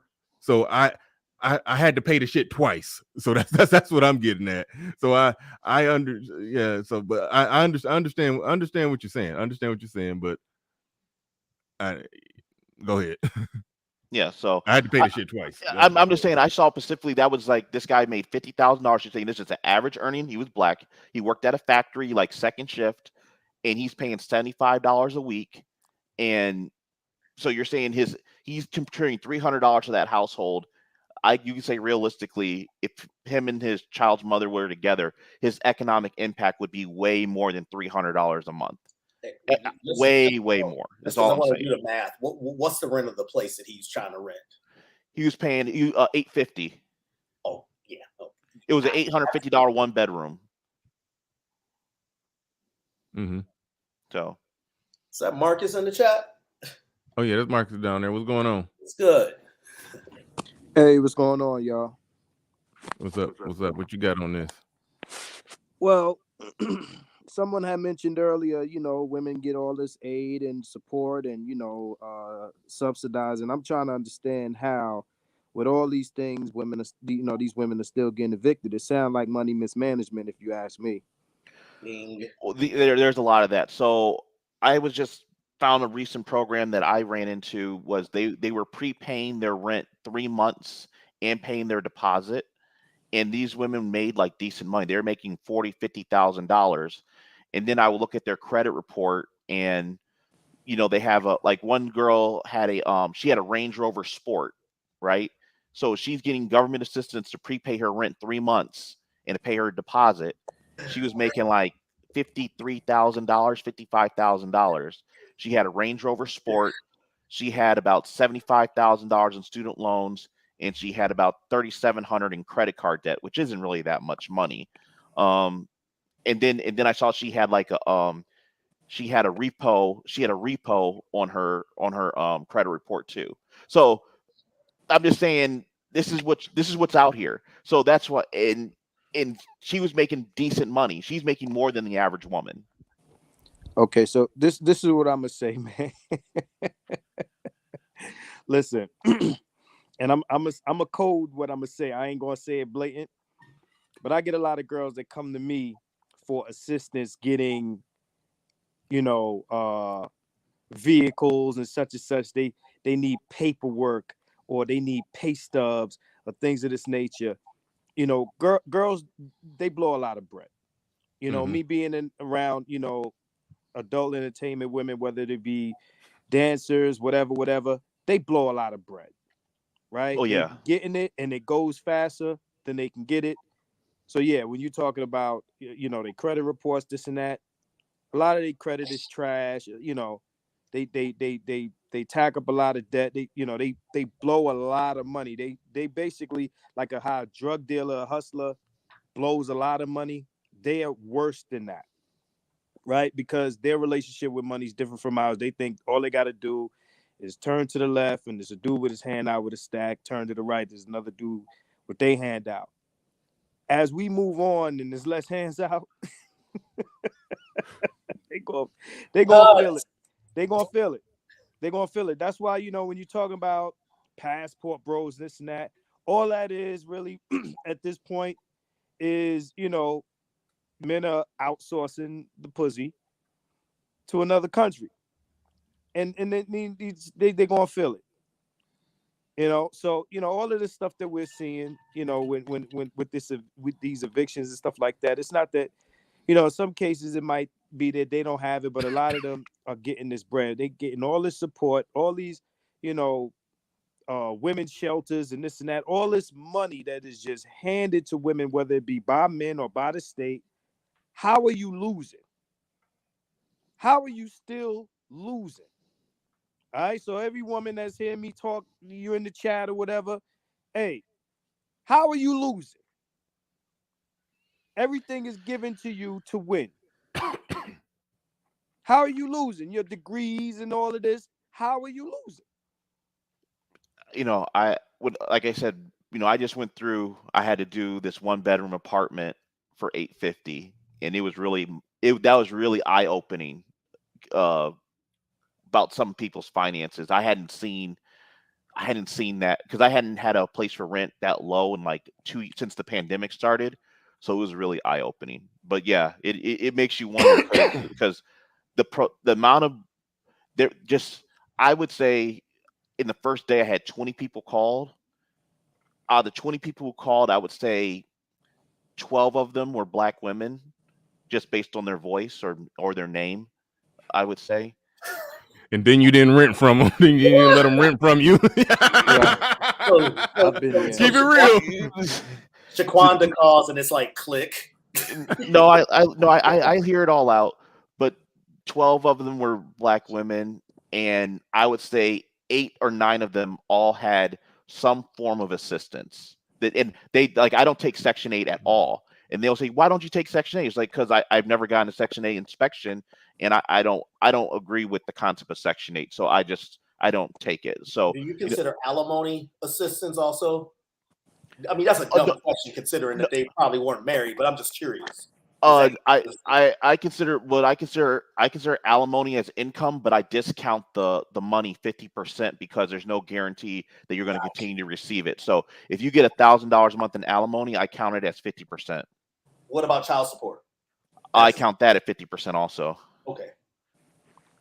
Because it's not money you earn. I don't, so that's how I just do it. When I was in my 20s, real quick, Marcus. Paul Game in the building with the $10 super chat, says 14 for 30. Shout out to you. Do appreciate that. Shout out to Prime VA757. He says all the aid and they are working girls and still broke. How Sway? Shout out to Prime VA. And also shout out to Timekeeper coming through hard and heavy handed with a $50 super chat. Got to drop a bomb on that one.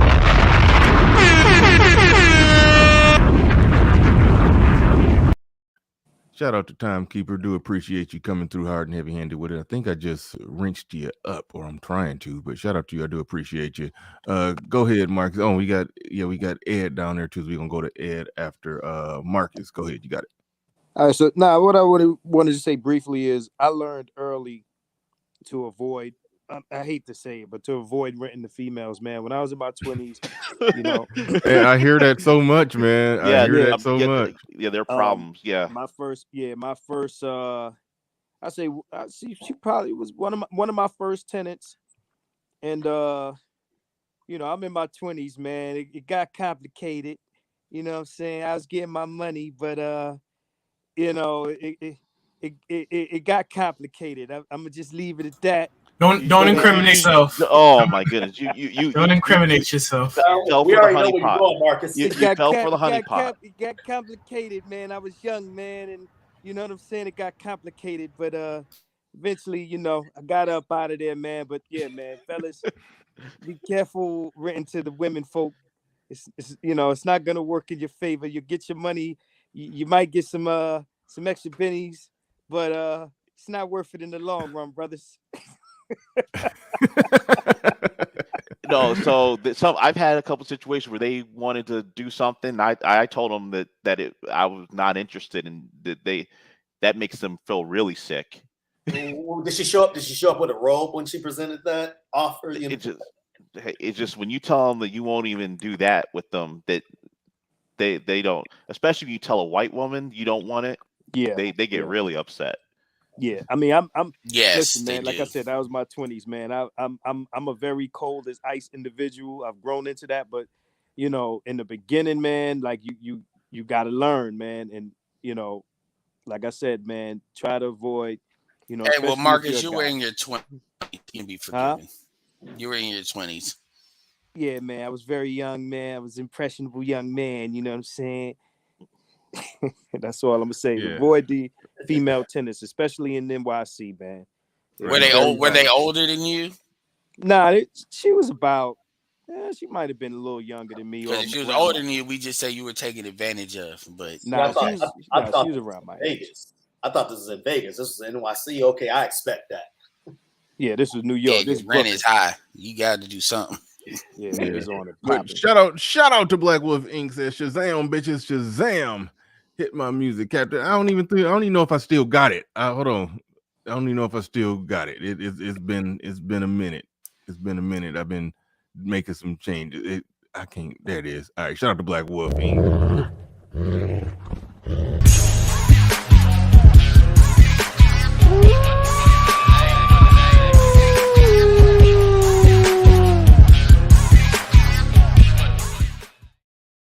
And we couldn't even see your name down there at the bottom because the help us reach our goal today was in the way. But all right, Edward Anderson. Shout out to Black Wolf. Do appreciate you coming on through. That's one of my day ones right there. Got a special intro over here. But shout out to Edward. Shout out to everybody contributing so far. But shout out to Ed on the stream. Go ahead. You got the floor. You got the mic. Yeah, what's up, everybody? What's up, Bernard? First of all, y'all need to get them damn likes up. Them likes need to reflect the people that's viewing. That's how we know we ain't got a lot of haters listening. You know Because when how it's these out of niggas are. and likes are free, so y'all ain't got Yeah. no excuses. And make sure y'all subscribe to Marcus too, man. Because Marcus, Oh yeah. Go definitely, to subscribe to Keep It 100. I think she got your link saved somewhere. Drop the link. Keep It 100 as well. yeah, these motherfuckers know who I am. So if they ain't subscribed, that means they not going to. So when it come to me, my link has been shared around here enough. We know they don't fuck with you. Yeah, my link has been shared. If they ain't subscribed to Ed already, they don't fuck with him. Yeah, Cool. but me and Christian did an impromptu stream a few weeks ago about a topic like this, and Christian, came with a lot of heat on that because I call these guys qualified individuals where they can particularly speak on a topic, military men and stuff like that. I'm glad Marcus came on here and he has sentence. Because now you're dealing in New York, you're dealing in Detroit, so we got the Northeast covered, the Midwest covered. You already know the West Coast has always been high as hell.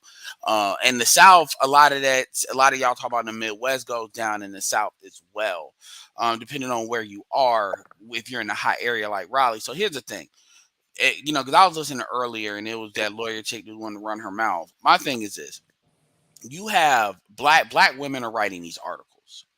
Let's be very clear about this. These are not hit pieces that black men are writing. These are not nobody trying to make black. These are black women that are gynocracy minded, more than likely, sounding. These are not Kevin Samuels black women. These are black women that are trying to sound the alarm, mainly to white men and to the government, saying, hey, y'all, we not going to be like the other women out here in the street begging.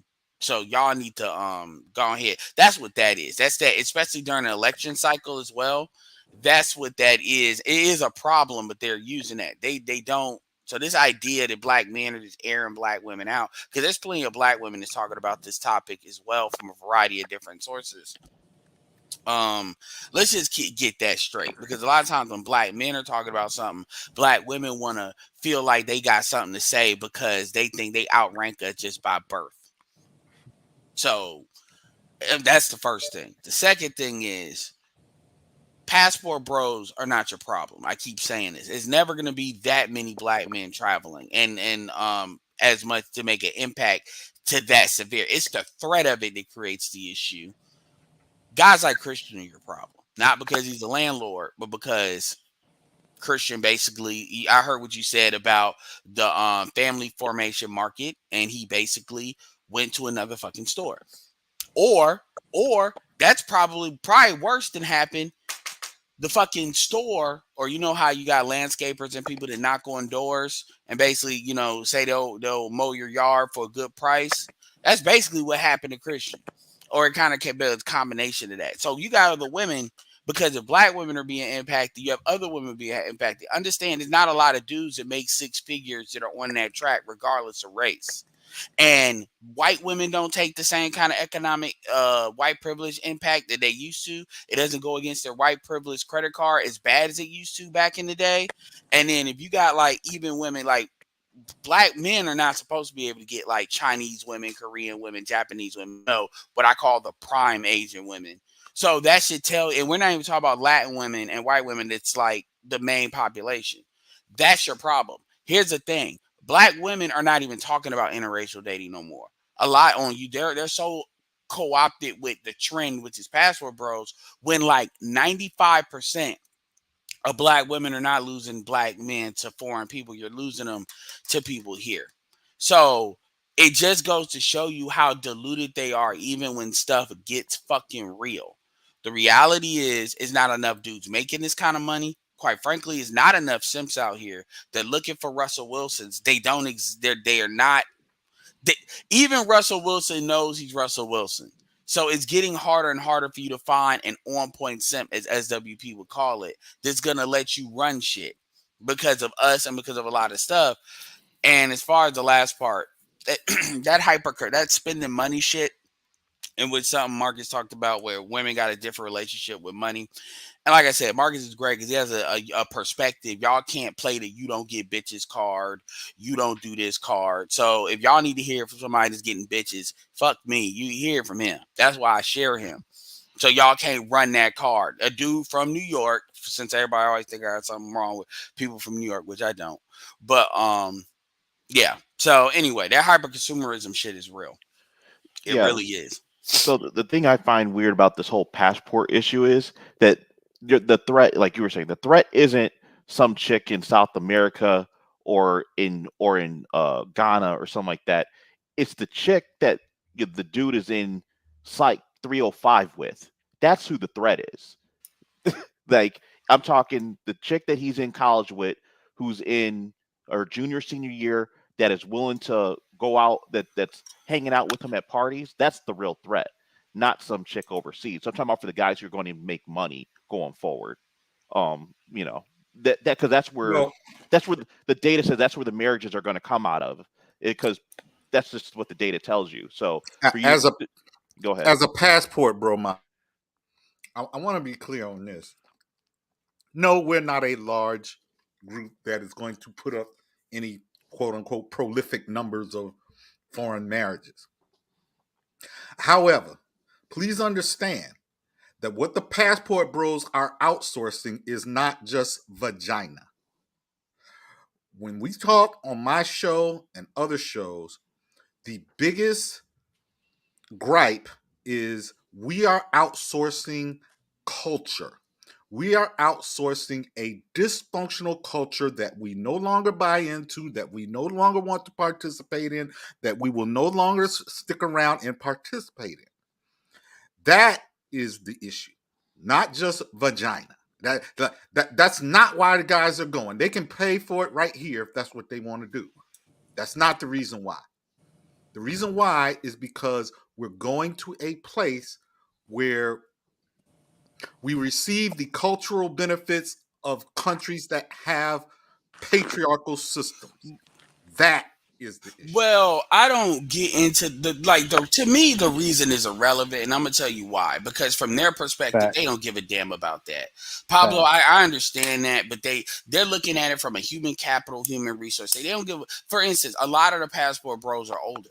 which means a lot of these guys have been married. Some of them, a lot of them have even black kids with African American women. So, and trust me, when I was growing up, when dudes got married, a lot of them would say either if this don't work out, I'm getting a white woman, or I'm leaving. And I'm talking about dudes that the only reason why they're not married now is because they're widowers. Like a couple of them, meaning they had control of their relationships in their household with black women. But at the end of it, to me, I've never came to the traveling thing from I can't deal with I can't deal with women here. I'm not saying that that's not relevant. I'm just saying I never came to it like F the United States. I've always saw it as a natural extension of power. Meaning I didn't travel for women initially. I traveled because of my job. And I said, you know what? The money's right here. The women are right here. Let me keep this in my back pocket as an option. So the way they register with passports is the threat of it, because they're like, if that thing catches fire for whatever reason, because there's different people. Like, for instance, you and El Guapo are kind of in a similar category. You have the dudes that are looking for relationships with a better culture, and then that can lead into long-term relationships. You have dudes that legit are on sexual tourism. You have dudes that do a combination of both, meaning they can be one way and then maybe they evolve to a different way, right? It's all of that, just like how it's all of that here, where dudes will be on the bullshit in the United States and they may evolve to one in a long-term relationship. That is what that is. They register it all as the same thing for this reason.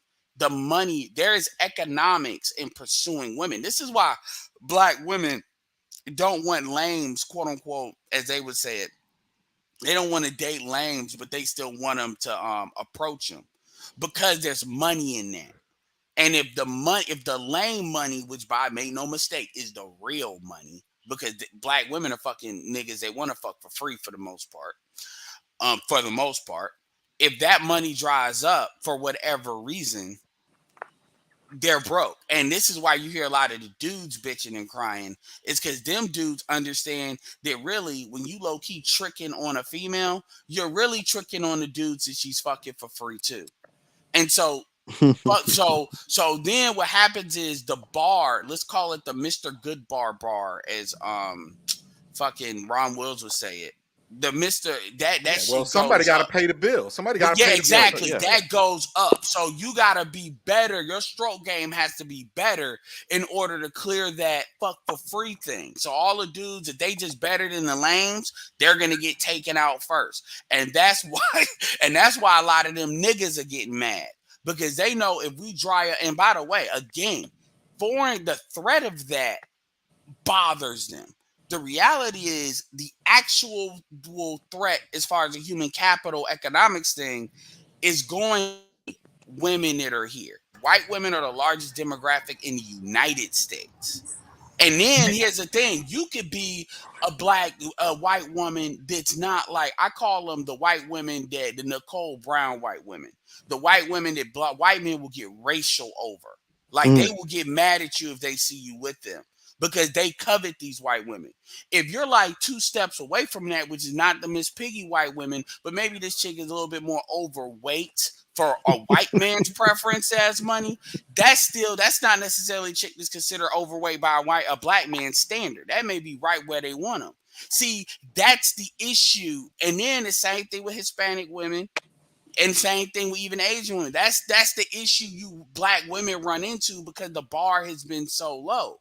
And this is why I'm done after this. I call it cultural compatibility, which goes into what Pablo was talking about.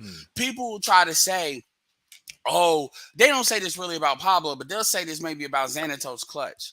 Oh man, Xanatos is lame. Xanatos is this. Man, Xanatos, if you put Xanatos in what they call it, a people of color, or put him into like a liberal commercial with all of, just like a California situation where it's very liberal, Xanatos fits right into that, because Xanatos has the height and has all of those qualities that other races of women would look at. And he's not as threatening as maybe a Tyrone might be. He's somebody they can actually legit take to their parents and get a good shot at. But in the black community, he's ostracized because we value hood culture. So it's not he's lame. It's a cultural compatibility part, which is what Pablo is ultimately saying. He's saying, I'm not compatible with this nigga shit. Or I'm Mhm. done trying to be. Pablo, you correct me if Nope. I'm wrong. Thank you. Right. Thank you, Ed. Okay. Right. All right. Right. Shout out to Mike and Vince Person said 17 for 30. And look like he's shouting out Ed with the Hurricanes right there. So shout out to Mike. Shout out to Mike. Met that man in person over the weekend. It was definitely a pleasure hanging out with him and the fellas out there. But Freeman's Journal in the building says salute Bernard Riley, support black male media. Don't take Section 8. Salute to the panel and chat. Yeah, I've been hearing a lot of that. People saying that, they feel like that Section 8 is some guaranteed money and you could probably charge higher, but they like, don't want the problems. Don't want the problems. But Black Wolf Inc. in the building says, Captain, when a brother says something powerful, please get Keenan Ivory Wayne's message as well. What the fuck he just say? Oh, what the fuck he just? Yeah, I don't know. Bernard. Usually usually Section 8 comes with a Pookie.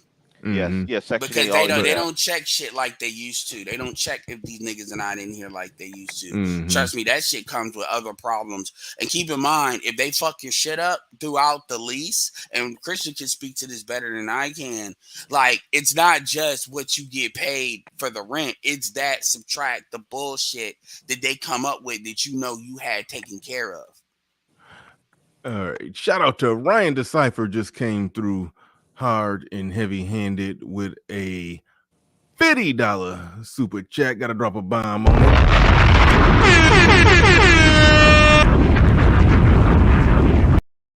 Do appreciate you coming on through. Actually, you know what? I met you in person. I'm shocked you ain't have I thought you had a wrench already. I just wrenched you up. But yeah, man, it's crazy how many people I met in person to be in my damn chat. It's crazy. Yeah, I don't know what Black Ground is talking about. Most of you, most niggas don't live with Section 8 chicks. Nobody said most niggas. Most niggas don't have kids either. It only takes a few. What are you talking about, sir? So hey, what's up, Ryan? I just want to shout out to Ryan, one of my fellow classmates. What's going on, man? So he's one of the brothers. I want to cut you off. Sorry, Marcus. He's actually making six figures as well. I met him at the Management Meetup last year, December. You saying no? Be specific. He's making it through taking Theo's classes. Theo, yeah, I didn't want to go too far because I did cut off Marcus. Go ahead. Go ahead. No, that we take time. We take time to talk about that over here, brothers that that took Theo's classes. I think it was free. Definitely, it was free that first time around. So yeah, his brother got a whole new leg up on a career and everything. So yeah, we definitely promote that over here. So yeah, when Theo got more openings, we'll definitely be trying to funnel more brothers into that. And another thing, it didn't even take him a year. It took him less than a year because we started technically if you want to be honest, the meetup was in December, and we really didn't start getting going until like January, February-ish. Mm-hmm. So in approximately 10 months, he went to six figures, man. It's possible. To anybody out, detractors out there, we just don't complain about women or we want them to do better. It's like, no, we actually network and get shit popping over here. So right on. Go ahead, Marcus, you got it. Now I was gonna add on to what my man said about outsourcing culture. The other part, the first time I was on your show, I spoke about this. When you go to DR, it's a different level of treatment that you get when you go down there. It's not just about the women. It's not just about sex tourism. That environment treats you almost like a white person. And when I hear people talk about passport bros, I can tell immediately who has traveled and who has not. It becomes apparent right away. And anybody who is hearing me say this knows exactly what I'm talking about, because their criticisms expose them, as to how ignorant they are about traveling. They ain't never been nowhere. You know what I'm saying? And these people that are complaining. I mean, of course, I understand Ed's point about the guys complaining about the guys traveling, because now you got to pick up with lame would have been. They got to pay the lame tax now. That lame tax gets passed down. Right. That's can't just bring phallus to the table, right? You ain't. We're the Black Minister is trying to kill all lame subsidies. You niggas will stand on your own. But it's funny. It's funny. Wait a minute. That's almost like a trickle.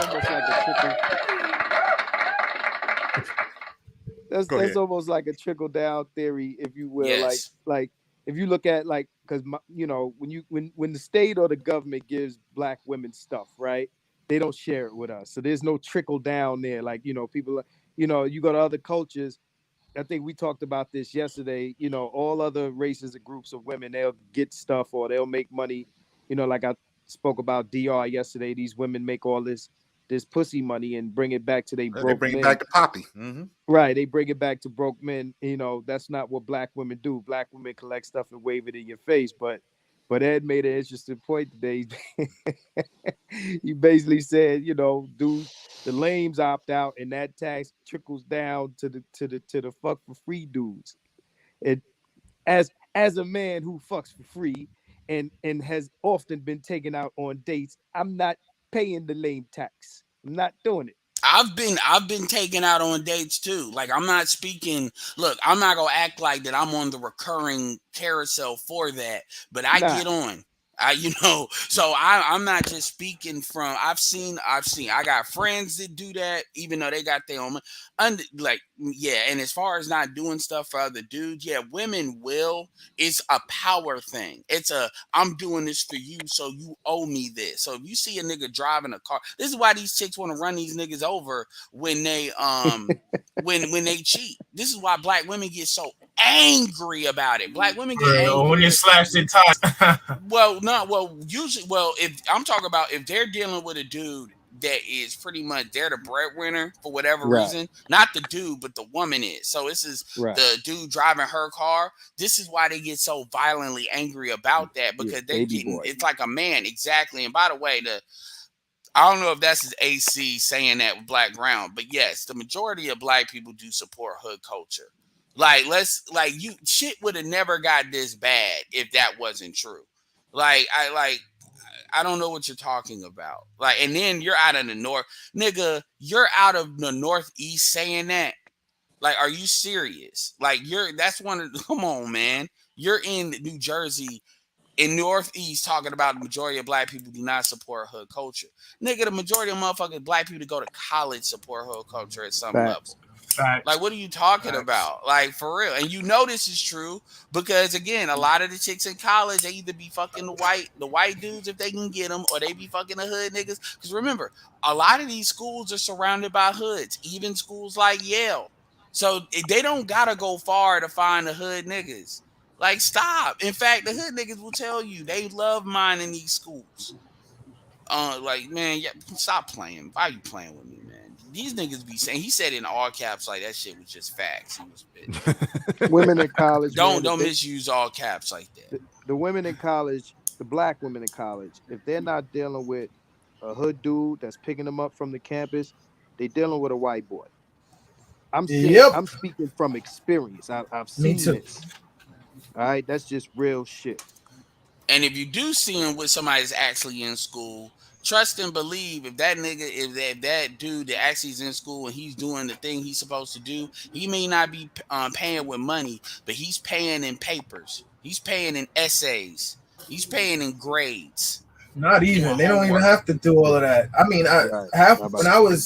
when I was like 21 working at Uniqlo, I remember either they were dating, one girl was dating either a scammer and she always complained about him at the job and talking about how he cheats, but it was like she was going to school for nursing. And I'm thinking to myself, you're in the nursing program. I know there's a bunch of black dudes in there. Why don't you deal with somebody that's in your class? Because I know there's at least 5 to 10 dudes. Wait, but hold on, So are y'all saying that black chicks in college only messing with hood dudes and white dudes? They not a lot of them are the ones. They're not. I would say they're not messing. Holy shit! They're not messing with the athletes, with the just the dudes. It's not enough of them. It's frats and athletes are exceptions. Let me tell you, the frats and the athletes, they're passing around on women. They don't really have girlfriends. I was still counting. I was gonna say this. Okay, hold on. Let him get him. I said frats, athletes, and dudes who just generally just got swag and dress nice. Maybe their parents got money. They come with the nice kicks and fresh fits or whatever. And just the dudes, that financial aid money. They not necessarily even if their parents got money. Just if they They not thugs, but they got swag. They got some swag. Like those, they getting on college campuses. Well, right? usually those are That's only 200 guys. There's only 200 guys. exactly. And usually those guys, the guys Swag? with swag, no, Yeah. those are frats. So though they're in the frats, number one. Like them niggas like Allen Wright, Kevin, notice all them niggas are in frats. That's number one. Number two, as far as the athletes, well, the athletes are mainly fucking white women anyway. You can ask Dynas about that. And by the way, the athletes are very few. What athletes are you talking about? Well, so the dudes that run track, the dudes that play football and basketball, it's barely any black men that's in there for baseball. I can tell you, North Depends Carolina. on the school too. Yeah, it does, but those are very. If it's a PWI, is different. The niggas that are in band, maybe if you're talking a historically black school, they may. But dude, you're talking about very. Come on, man. Like maybe it's me. I get it. North Carolina, like NC State, is like the largest college in the country by population and by. So, but I'm telling you, like, time out. UFO Kamazi, who are you responding to in the chat room? Who the fuck are you in this one-way conversation with? I've been reading your shit, but like you said, dudes constantly complain about the state of modern women while simultaneously advocating for paying 100%. Make it make sense. Wake up, Simps. Who the fuck are you talking to? Yeah, who's making that argument? Yeah, I don't like that shit when somebody come in here refuting arguments that nobody made. That's the shit that women come in here doing. Yeah, but y'all on the same fuck shit. You gotta even with the goddamn. Hold on, Ed. Please explain yourself. There's gonna be some consequences and repercussions to that kind of shit. I don't play that shit. All right. And even with that 100% bullshit, there's a difference between somebody advocating for being in position to pay 100% from a power perspective, and then somebody that's sitting here because I don't believe in most dudes going into like an apartment complex into a 50-50 situation where you're both on the lease. You better hold that lease. Hell no, never do that. Because the thing is, like, you got dudes that want you're dealing with them too much, and the power comes from what they can do, how society is going to elevate them, and that's something that dudes don't calculate. I'm not saying you need to live with her and pay for 100% everything. I'm saying you need to have your own shit, like, and then you let her have her own shit. That's what I'm saying.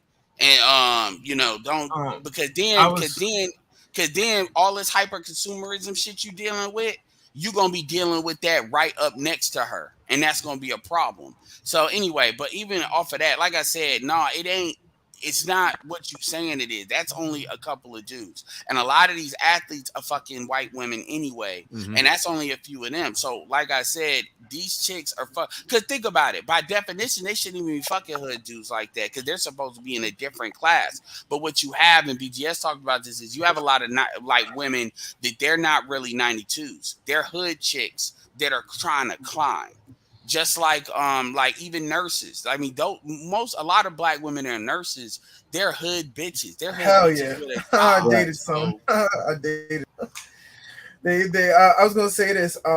What you were saying about the nurses thing, man. Like some of them, some black women that come from nurses that are doing nursing, they come from a good family, and then others they kind of hood as hell. But you'll tell. The funny thing is, you'll tell if if they become a nurse, if they're hood or not, if they actually pass like their NCLEX and their licensing exam. Because the more hood, I ain't gonna hold you, the more hood a chick is, the less discipline she has to be able to go through the rigors of becoming a nurse. So at best, they might act like they're a nurse, but they're really just a CNA. But long story short, I'm gonna say is it's different when you're on a campus, because I've been on both campuses where it's more black and Latino, and then I've been in places where it's predominantly white, right?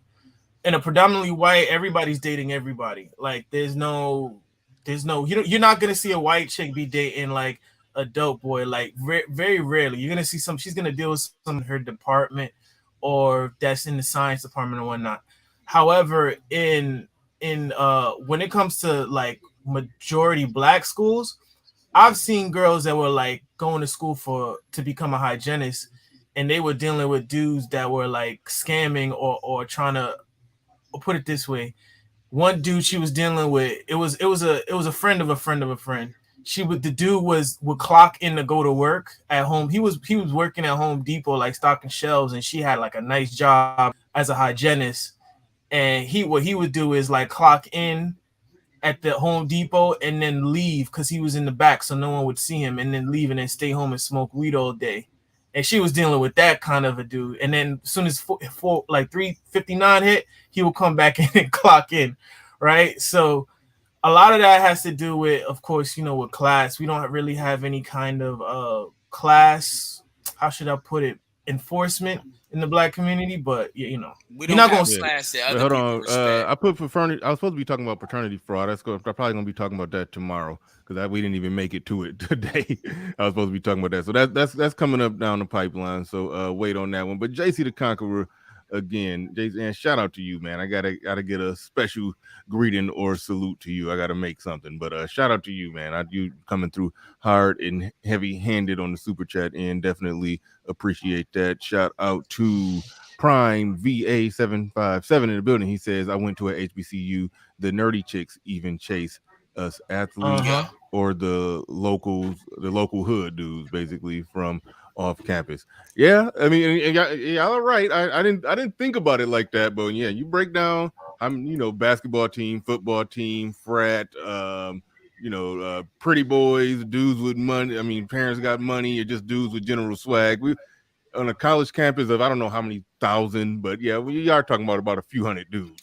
Well, you got to remember. That's fair enough. You got to remember, we got dudes in the space that are professional at mining these schools for these chicks. Mhm. They could be the hood dude doing that. We got dudes that went to the schools. We got all, like, in the space, we got all dudes that are represented. So it's not just that niggas are just talking, like, because you got one dude that said, y'all must not be appealing men. Well, show me anyway, I didn't Yeah, I must not be Hey. what? y'all must not be appealing men. Fuck the fact Christian's married. You got a relationship. I mean, like, it's funny when What do you people mean make appealing men? I don't even. No, we're not Well, appealing. No, whether it's We're not saying appealing. attractive. We're not appealing. We're yeah, not because appealing we're men. just okay, keeping it okay, 100. yeah, Yeah, yeah. it's a dude, but whatever. But the point is, Yeah, nobody up here said that they can't get a woman like that. But what it is because you blowing up the spot. See, it's a certain element of being on. Dudes expect you to be on code with the gynocentric bullshit. But I will say this too.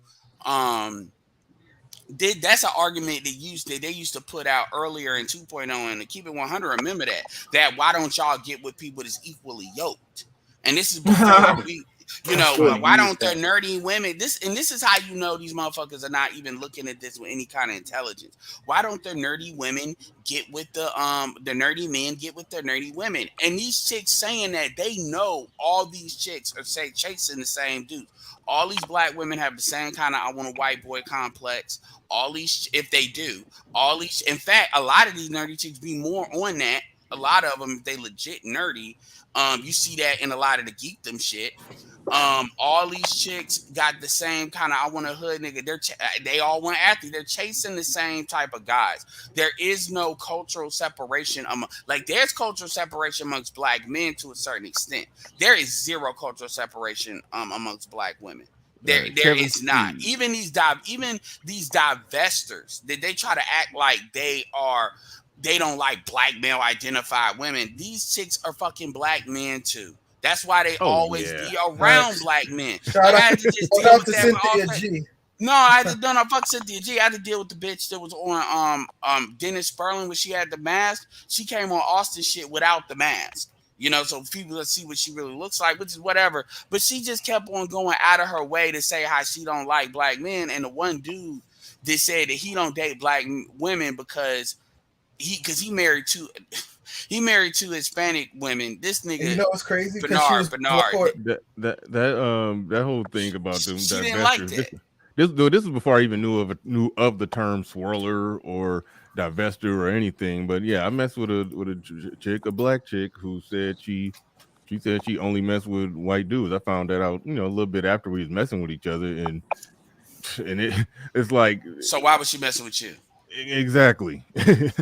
so there's that. I mean, I believe her when she said, because one of her friends said it, but I mean that whole idea that they literally don't do it at all, like that is some bull. That is some bull. They it is because they don't have enough of a supply of white men to even run that play. And the truth is, they say that, but No. it's like y'all be fucking Hispanic. I saw one of the white dudes that she messed with, and You look like George Costanza.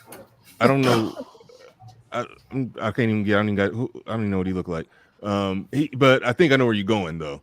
Yeah, Yeah, they didn't look like just. I mean, I'm not measuring another guy's looks, attractiveness, or physique. No, he's not a Chad. He wouldn't nowhere near in the ballpark. Like she basically got tired of fucking. She got tired of fucking flabby white dudes. Like, let me get with a nigga that actually. Yeah, which is funny because the thing is, like, white men treat black women the same reason why black women try to claim why we go overseas.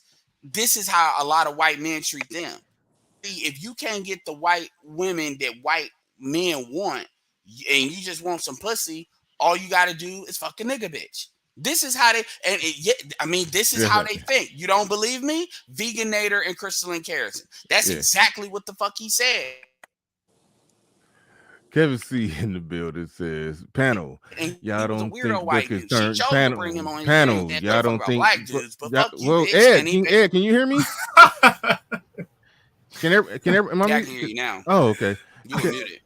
I don't think so. I think your mic is just well, you know my trigger now. You know my brakes are pretty quick on that. Okay, Kevin C in the building says, panel, y'all don't think the concern with young passport bros is the fact that young, never married, and childless men with resources are going overseas? Of course, that's the biggest issue, because like from what I've ran into when I take the heat I'm running into when I run into different women, it's just the fact that I'm not even available to be around at this point. 20, 30 years ago, probably 30, 40 years ago, they would have I would have been on the market to marry one of them, either in their advanced age or if they had a kid. If they were single and didn't have a kid, or if they didn't have a kid, the fact of the matter is I would have been available. Instead, what happened was I decided to get married to somebody who was in my social economic class. And I basically said, I'm not going to worry about the race portion because I'm getting social economic. Y'all was in college, right? Yeah, but her parents were her dad was a civil engineer. Her mom was an environmental scientist. Like, we were from like the same social class essentially, and we were in the same college together. Nah, you told me a different version of that when we was in person. Well, not really a different version, but you was explaining how you was messing with black women, but you were saying they really weren't messing with you like that, Yeah. Or something. Yeah. Okay, and you had said something like you said it was something in the quality of black women you could get versus the quality of an Asian woman you could get. Yeah, it was a completely different thing. Like, you basically had to lower your standard to find a black chick that would actually rock with you. But then you didn't have to lower your standard to get an Asian chick that will rock with you. And then you went on and became successful and got over $1 million net worth, and now the black chicks. Well, he's talking about now all the black chicks are pulling up like crazy now. No. So what I'm saying is, if I could, like, on campus, I could meet a white girl or a Hispanic girl or an Asian girl who was going to nursing school or majoring in communications or going to law school. I could meet a girl who was a 6 who was of that race and go with them. But if it was a black girl, she was a 4 and she wasn't in college, or if she was in college, she already had a kid. It was always like there was always these other things attached to it. Yeah, it wasn't like a black girl who was going to nursing school was just not an option. Titles. Yeah, it was not an option. Is what I'm saying. And so just going straight across my from my race to my race, it was like, I could get a black girl who was like a 4 and she wasn't in school. She's doing hair. Nothing's wrong with doing hair. All right, but it's just a different situation. But just for the record, you kind of more or less, at least what I read from talking to you, pretty much you gave them, the black women, the first look, the first, at it. So that's what you were trying to actually get with. Yeah. and it wasn't going. I mean, Yeah. Dr. Thunder is 6 foot fucking 2 and been lifting weights. And Dr. Thunder said he went to another school specifically. One of the main driving forces for him to date a black woman.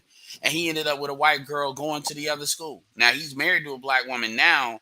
But my point is and he's 6'2". That's the type of shit niggas are doing.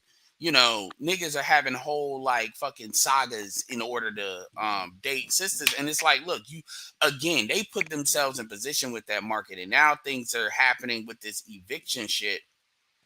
What it is it's not enough hood money out here. It's not enough D-boy money because these D-boys ain't making the kind of money they used to be making. It ain't enough. They just ain't. But it ain't enough of that. No, I'm laughing because I just looked up who George Costanza, the guy from the bald guy from Seinfeld. Yeah. Like, he ain't I was look a that bad. millennial, right?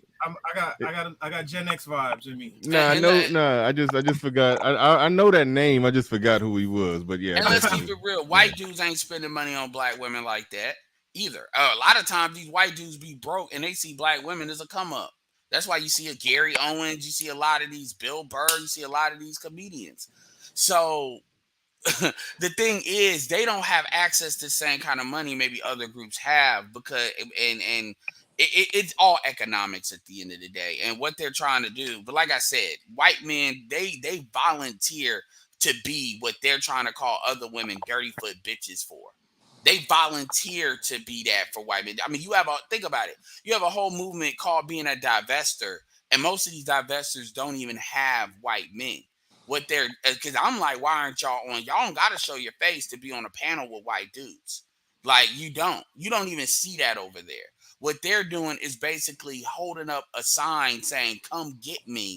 Come get me. Ain't nobody showing the fuck up. So they come back to try to at least sell us the idea of the threat of them leaving, which again is why I tell the black manosphere that we need to adopt an official policy that we support black women leaving because we don't want to deal with black women that don't want to be here. And a lot of that arguing and bitching that they do is really just them saying, I don't want you like that.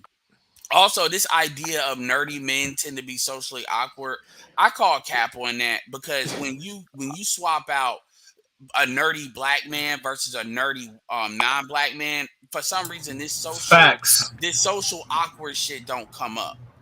Can I speak on that after that? I think she's. Wait a minute. Hold on. Wait. I think Andrew's trying to probably hint that I'm nerdy, and again, these people have no idea who they're talking to. So, but the biggest problem with that, okay, let's look at what she's saying. Once you get past socially awkward, cynical, pessimistic, and pretentious with an inflated ego. That sounds like that sounds like an asshole. The type of assholes that y'all like to get with. Exactly. That cynical, pretentious, inflated ego. That ain't a problem in the right package. Cut the shit. And you can't take that seriously either because I have a problem with African Americans and their use of the English language. I have a deep problem about this. I have a deep problem with it because comprehension skills. No, I'm not even saying that. I'm talking about they tend to use words to express emotions and they tend to not give a fuck what words they're using. So for instance, when you hear what she's typing, all she's saying is nerdy men are typically bad men across the board. Yeah, they make more money, but they're bad men. And so she ties her sexual attraction. But my thing is, I have to juxtapose that against the men that you all are actively having kids with. And you all describe, and most of the time when you all get on YouTube or get on the talk shows to describe the men, what black men are not doing that you are having sex with, you all use those same terms to describe them. Like you use these same terms to describe men that are married as to why you divorced them. And you had to go through a whole thing before you got married to them. But y'all, so really what this is the men you don't like, you all throw all these little synonyms and words out there or adjectives to say it's not that I just don't want to fuck with this person no more because it's something about me. It's that, they're these fill in the blank, these terms. Nobody's saying you should date nerdy men. What I'm saying is y'all the ones complaining about the dick y'all riding on. Right. That's the reality. That's how we got here. We got here because y'all were running y'all mouth for 30 years since I was born, talking about the niggas you fucking, which is why I keep saying, go get you a white man. Go get you a Latin man. Get Waldo. Got a Let little me say this. I want to ask Angela, do you think I'm nerdy? It don't matter. No, I Who want to. cares? No, I want to illustrate something to her. No, I wouldn't classify you as a nerd. What's wrong with being a nerd? Why not? No. Because the thing is, it's not even. Because the thing is, we call people in black community nerds who aren't out selling keys. Who aren't selling keys, and that's how stupid it is. No, Well, no, I don't even. Before you jump into this, you need to understand that's important. Don't play the what's wrong with being a nerd game. The reality is what being a nerd is in the black community is very different than what being a nerd is. Man, fuck the black community, bro. Because no. Because the problem is it's a way. I hear what I get what you're trying to do, but my thing is fuck that. So what bullshit? I'm here. The shit that they say don't even stand on it to even say so what. Yeah. Like that doesn't change the conversation by saying, well, what is it being? Because what happens is you give them permission to basically put propaganda out there about you. Let me say this. Can I say real quick? Because you're allowing them to define. Let me say this. Okay, if there were more nerds, you wouldn't have an issue in Flint where the water is giving people fucking bumps on their backside. And there would probably be better irrigation and better sewage systems in Mississippi if there were more nerds. Fuck the black community on this. I know. I get. Hold on, but no. The thing is, Ed is basically saying reject the premise of what they're talking about when they're saying. No, I understand, but you gotta sometimes you gotta stand in it. Yeah, damn right, I'm a nerd. Yeah, you know but who else is a nerd? Sergey Brin. No.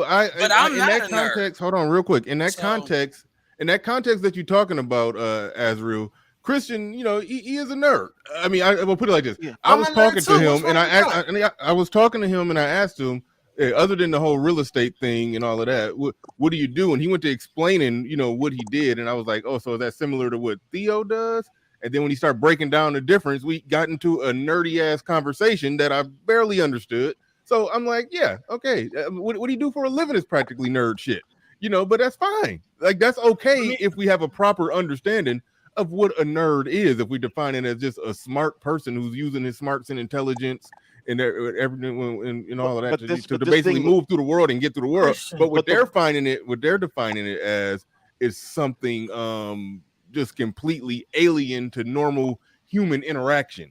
Like, I understand that you're a regular dude, that you own property. Like you said, you sometimes got to get live and run people. You got to pull up on people sometimes on your properties, fucking up your property and get them out of there. Like Hold on. I've seen the younger pictures of Christian. When me and him did a one-on-one, he sent me some pictures of his pack. We was doing a one-on-one about how he got to having that high net worth that he got. But he showed me some younger pictures, and yeah, no, he's a brother. Ain't no ifs, ands, or buts about that. But yeah, as far as the normal definition of nerd, yeah, he would qualify. And by the way, number one, Angela didn't start a fucking fight. See, y'all gonna start getting removed, like, for real. Number one, reason why, and keep in mind that Bernard put it on the screen as well. But after I started talking about it, reason why we saw what she said as a representation of black culture. This is how a lot of black women think, which is why we decided to unpack the shit. What did somebody say that Angela started? What? Yeah, Angela started a fire and dipped. Like, basically, like, trying to make it seem like, anyway, my point is, let me say this. Hold on. You have people that like the stereotype black men. Like, for instance, you got to remember, even in this space, this is the red pill space. SWP came up with the term educated lame. SWP is a 6 foot fucking doctor that lifts weights. See, the way to black people, nerd, lame, and nerd is basically how hood. This defines. In Jewish culture, they talk about heaven and hell, about how far away you are from God. So hell is a representation of being cold and you're away from God, versus heaven is like you're in the center and more in alignment. The reality is this is how black people look at hood and lame. Hood is the center of what black people should be, and lame is how far you are. And then everybody is basically judged on how far or close they are. That doesn't. That's how bitches see the world, and that's why, again, going back to Izell, you got Jackson, Mississippi, and you got Flint, and this is, by the way, why black women are always complaining about the very men that they choose to actively deal with. And real quick, hold on. We gotta go to mine. We ain't heard from Marcus in a while, but Claire's gonna say some of y'all need to get laid. You're too charged up. LOL. After that one-on-one I did with you, I bet that woman probably giving you pussy barely once a month. Like, come on. I promise you, everybody on this panel fucks more than you, Clarence. Like, come on, Clarence. Like, that was fucking embarrassing. Like, cut it out. Let me say this. No, we got to go to Marcus. Going to Marcus. We ain't heard from Marcus in a while. Go ahead. My fault. No. So that comment that you just had on the screen with the girl that made the comment, man. I don't know if you can pull it up, but the funny thing is, and this is kind of really leaning right into what Ed was saying. We all know that Tupac is the archetype for what black women are looking for. Okay, it's not that they don't like intelligence, right? The Tupac is supposed to be, he's what I call thug immortal. And I always say, black women are looking for thug immortal. They want the guy that's the street dude. He got swag and he's intelligent. Is this what they say? Oh, I want the hood CEO businessman. Like, they want that hybrid, that unicorn type of dude, right? They want Ghost. Right. So, understand, like, the guy who can solve the Flint, Michigan water crisis, they would take him if he was a hood nigga. To be honest, they want hood niggas to solve all the problems of black folks. They want hood niggas to save the day. They don't want the lame to come with that, so then they'll have to deal with the lame while dealing with all the things that the lame brings. They want the hood nigga to do that. If the hood nigga can't do that, they'll attempt to build that motherfucker into. He got potential. Right. They'll attempt to make him necessarily so that they're. You got background, Azrael. You got background. Go ahead, Marcus. No, Azrael had some background. So I kept muting him and he was unmuting. I'm letting you know you got background, Azrael. But go ahead, Marcus. So I say that to say this: the comment that she made, right? The only descriptor that she made about nerdy men that has an impact on their attractiveness is the socially awkward comment.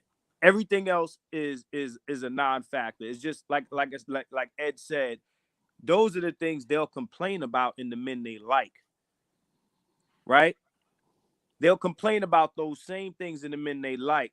So if that's what it is, if that's the truth, then those things don't matter. The only thing that they're really impacted by as far as their attraction is socially awkward, right?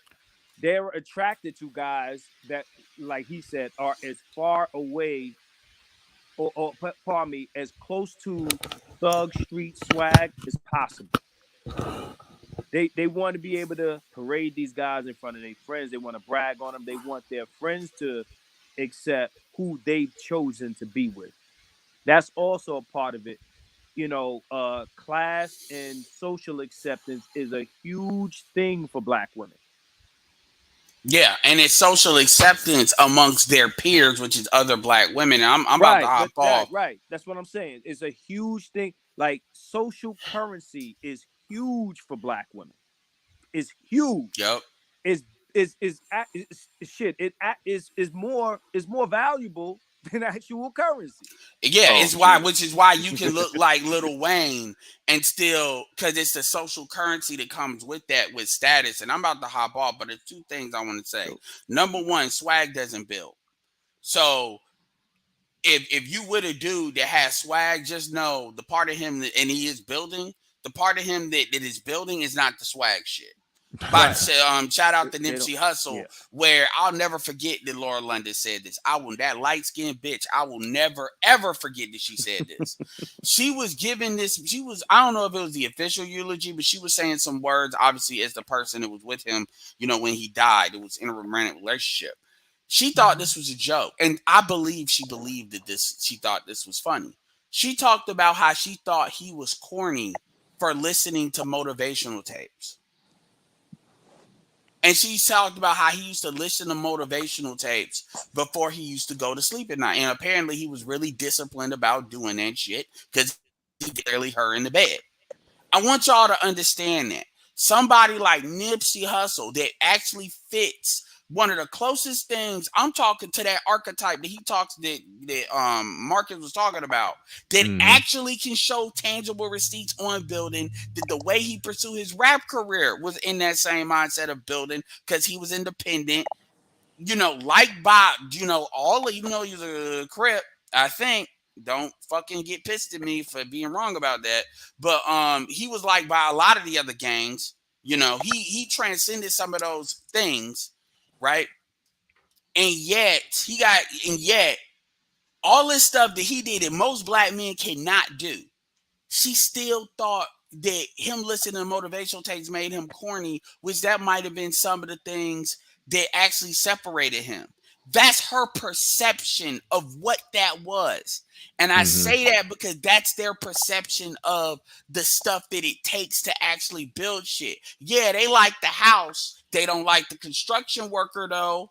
Hell, they don't even like the contractor because it's blue collar. But they like that. Yeah. Go ahead. They want the outcome without the process. And I'll take it even a step further. Pop was saying that girls used to look at him as a lame at one point. You know what I'm saying? Yeah, I remember so that.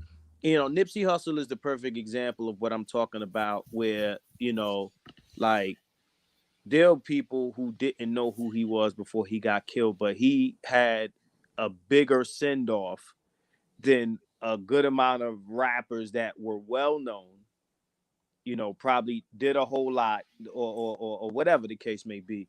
But he's the perfect example of the thug street dude who at the same time was had all these things going for him and was going to save the day. But like you said, the actual work, seeing the actual work behind the curtain is what would turn them off. Like, again, the girls talk, the woman who talking about pessimistic, or what was the other word she used? She said skeptical, cynical, cynical, pretentious. I mean, what the fuck does cynical mean? What the fuck does that mean? Like I said, she's using inflated words. ego, something. They like a dude with a big ego. That's what I was like. Yeah, as if the fuck boys, because that's their favorite word, is if the fuck boys that they like don't carry, those descriptions. You understand what I'm saying? Yeah. So again, the number one word is socially awkward there. And notice that she said that first. Everything else that and then she tried to clean it up with the other bullshit. Everything after that was some bull. Yeah. What's really important to her was the first thing she said, that they're socially awkward, and whatever her definition of socially awkward means. But again, socially awkward meaning, I'm not gonna get much social currency from fucking with you. Yeah. And this is why that's important. And another thing too is with the threat level of the passport bros too. I know it seems like a switch, but I don't want to get this tie a bow on that.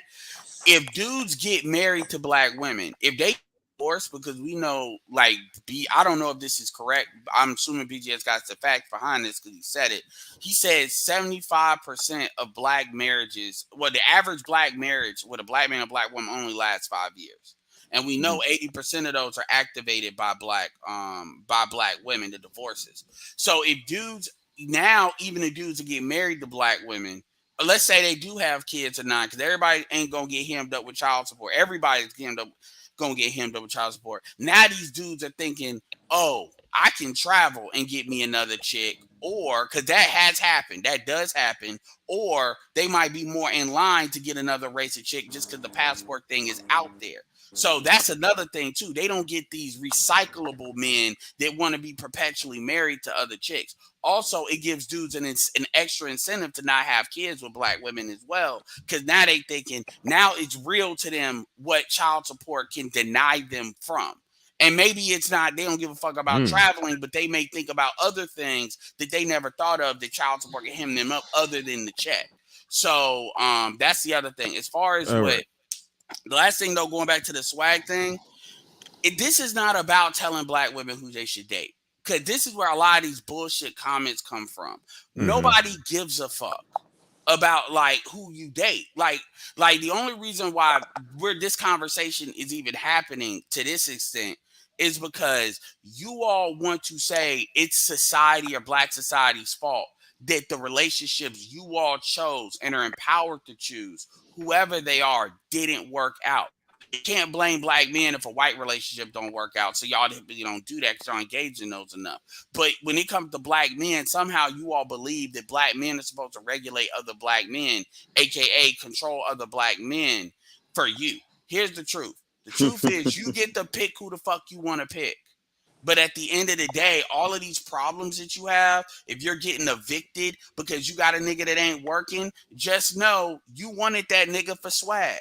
So I don't give a fuck if these niggas are socially awkward and you don't want that, cool. I don't care about that. That we're not here to advocate for socially awkward dudes. What we're here to say is, bitch, you're in the situation you are is because of the sum of decisions you chose to make. And that is the only reason you're in this situation. Not know what that nigga didn't do or nothing like that, because you picked them and you'll pick them again after you're done with that nigga. That's why we have these conversations. That was everything right there. You picked them and you'll pick them again. Because I don't even like to make you'll pick them again. I don't even like to make the "it's your fault you chose them" argument.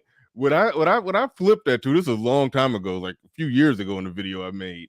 It's like it's your fault you keep choosing this type of thing, that you have a preference for this type of shit and you keep gravitating to it, and so yeah, it's not just a one-time fuck up. It was a steady, consistent series of the shit that basically snowballs into the issues that they want to blame all Black men for. Then Angela comes back and says Lauren doesn't speak for all Black women. Like, stop playing that game.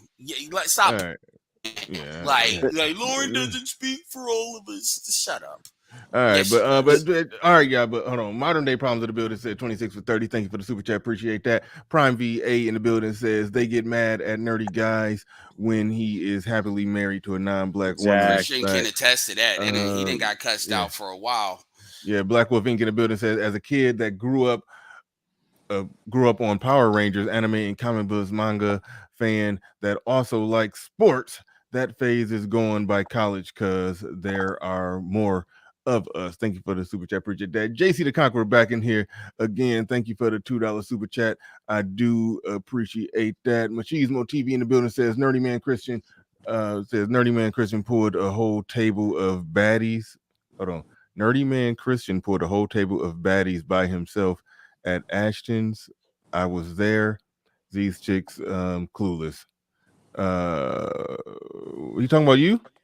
Yeah. Me and him, a bunch of us all went out to the cigar bar at Obsidian's thing, and we were having fun. Got you. Yeah, I think I might have been. I ain't go to that one. You didn't go. Yeah, you didn't go the first. Yeah, you didn't. Yeah, you got out with us. I didn't go out that night. I didn't go out that night. But Sir Tice in the building said, I agree about rejecting the premise, but that applies to some bros in this space calling themselves educated lames. Yeah, okay. So some I don't know. Some dudes embrace that title. I don't know. Okay, all right. I'm running out of stamina. The show almost over. I can't even dissect that one.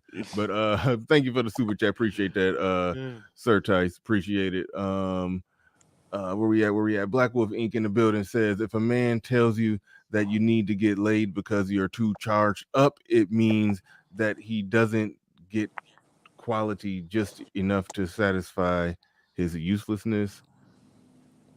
If a man tells you that you need to get laid because you're too charged up, it means that he doesn't get quality just enough to satisfy his uselessness. Yeah, okay, gotcha.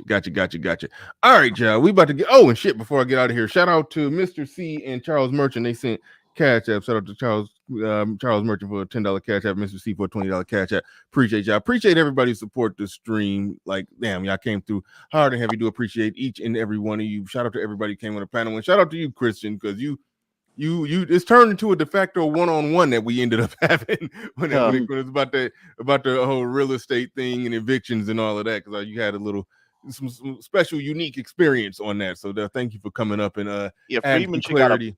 Freeman should have got up here because he has property too. Yeah, man, it's a lot of brothers in this space got I'm properties. gonna say this one thing, man. Go If ahead. Box is not keeping a roof over women's heads in 2022, then that says a lot about Black women's box. Okay, Box is supposed to be the fail safe for all things. Yeah, man.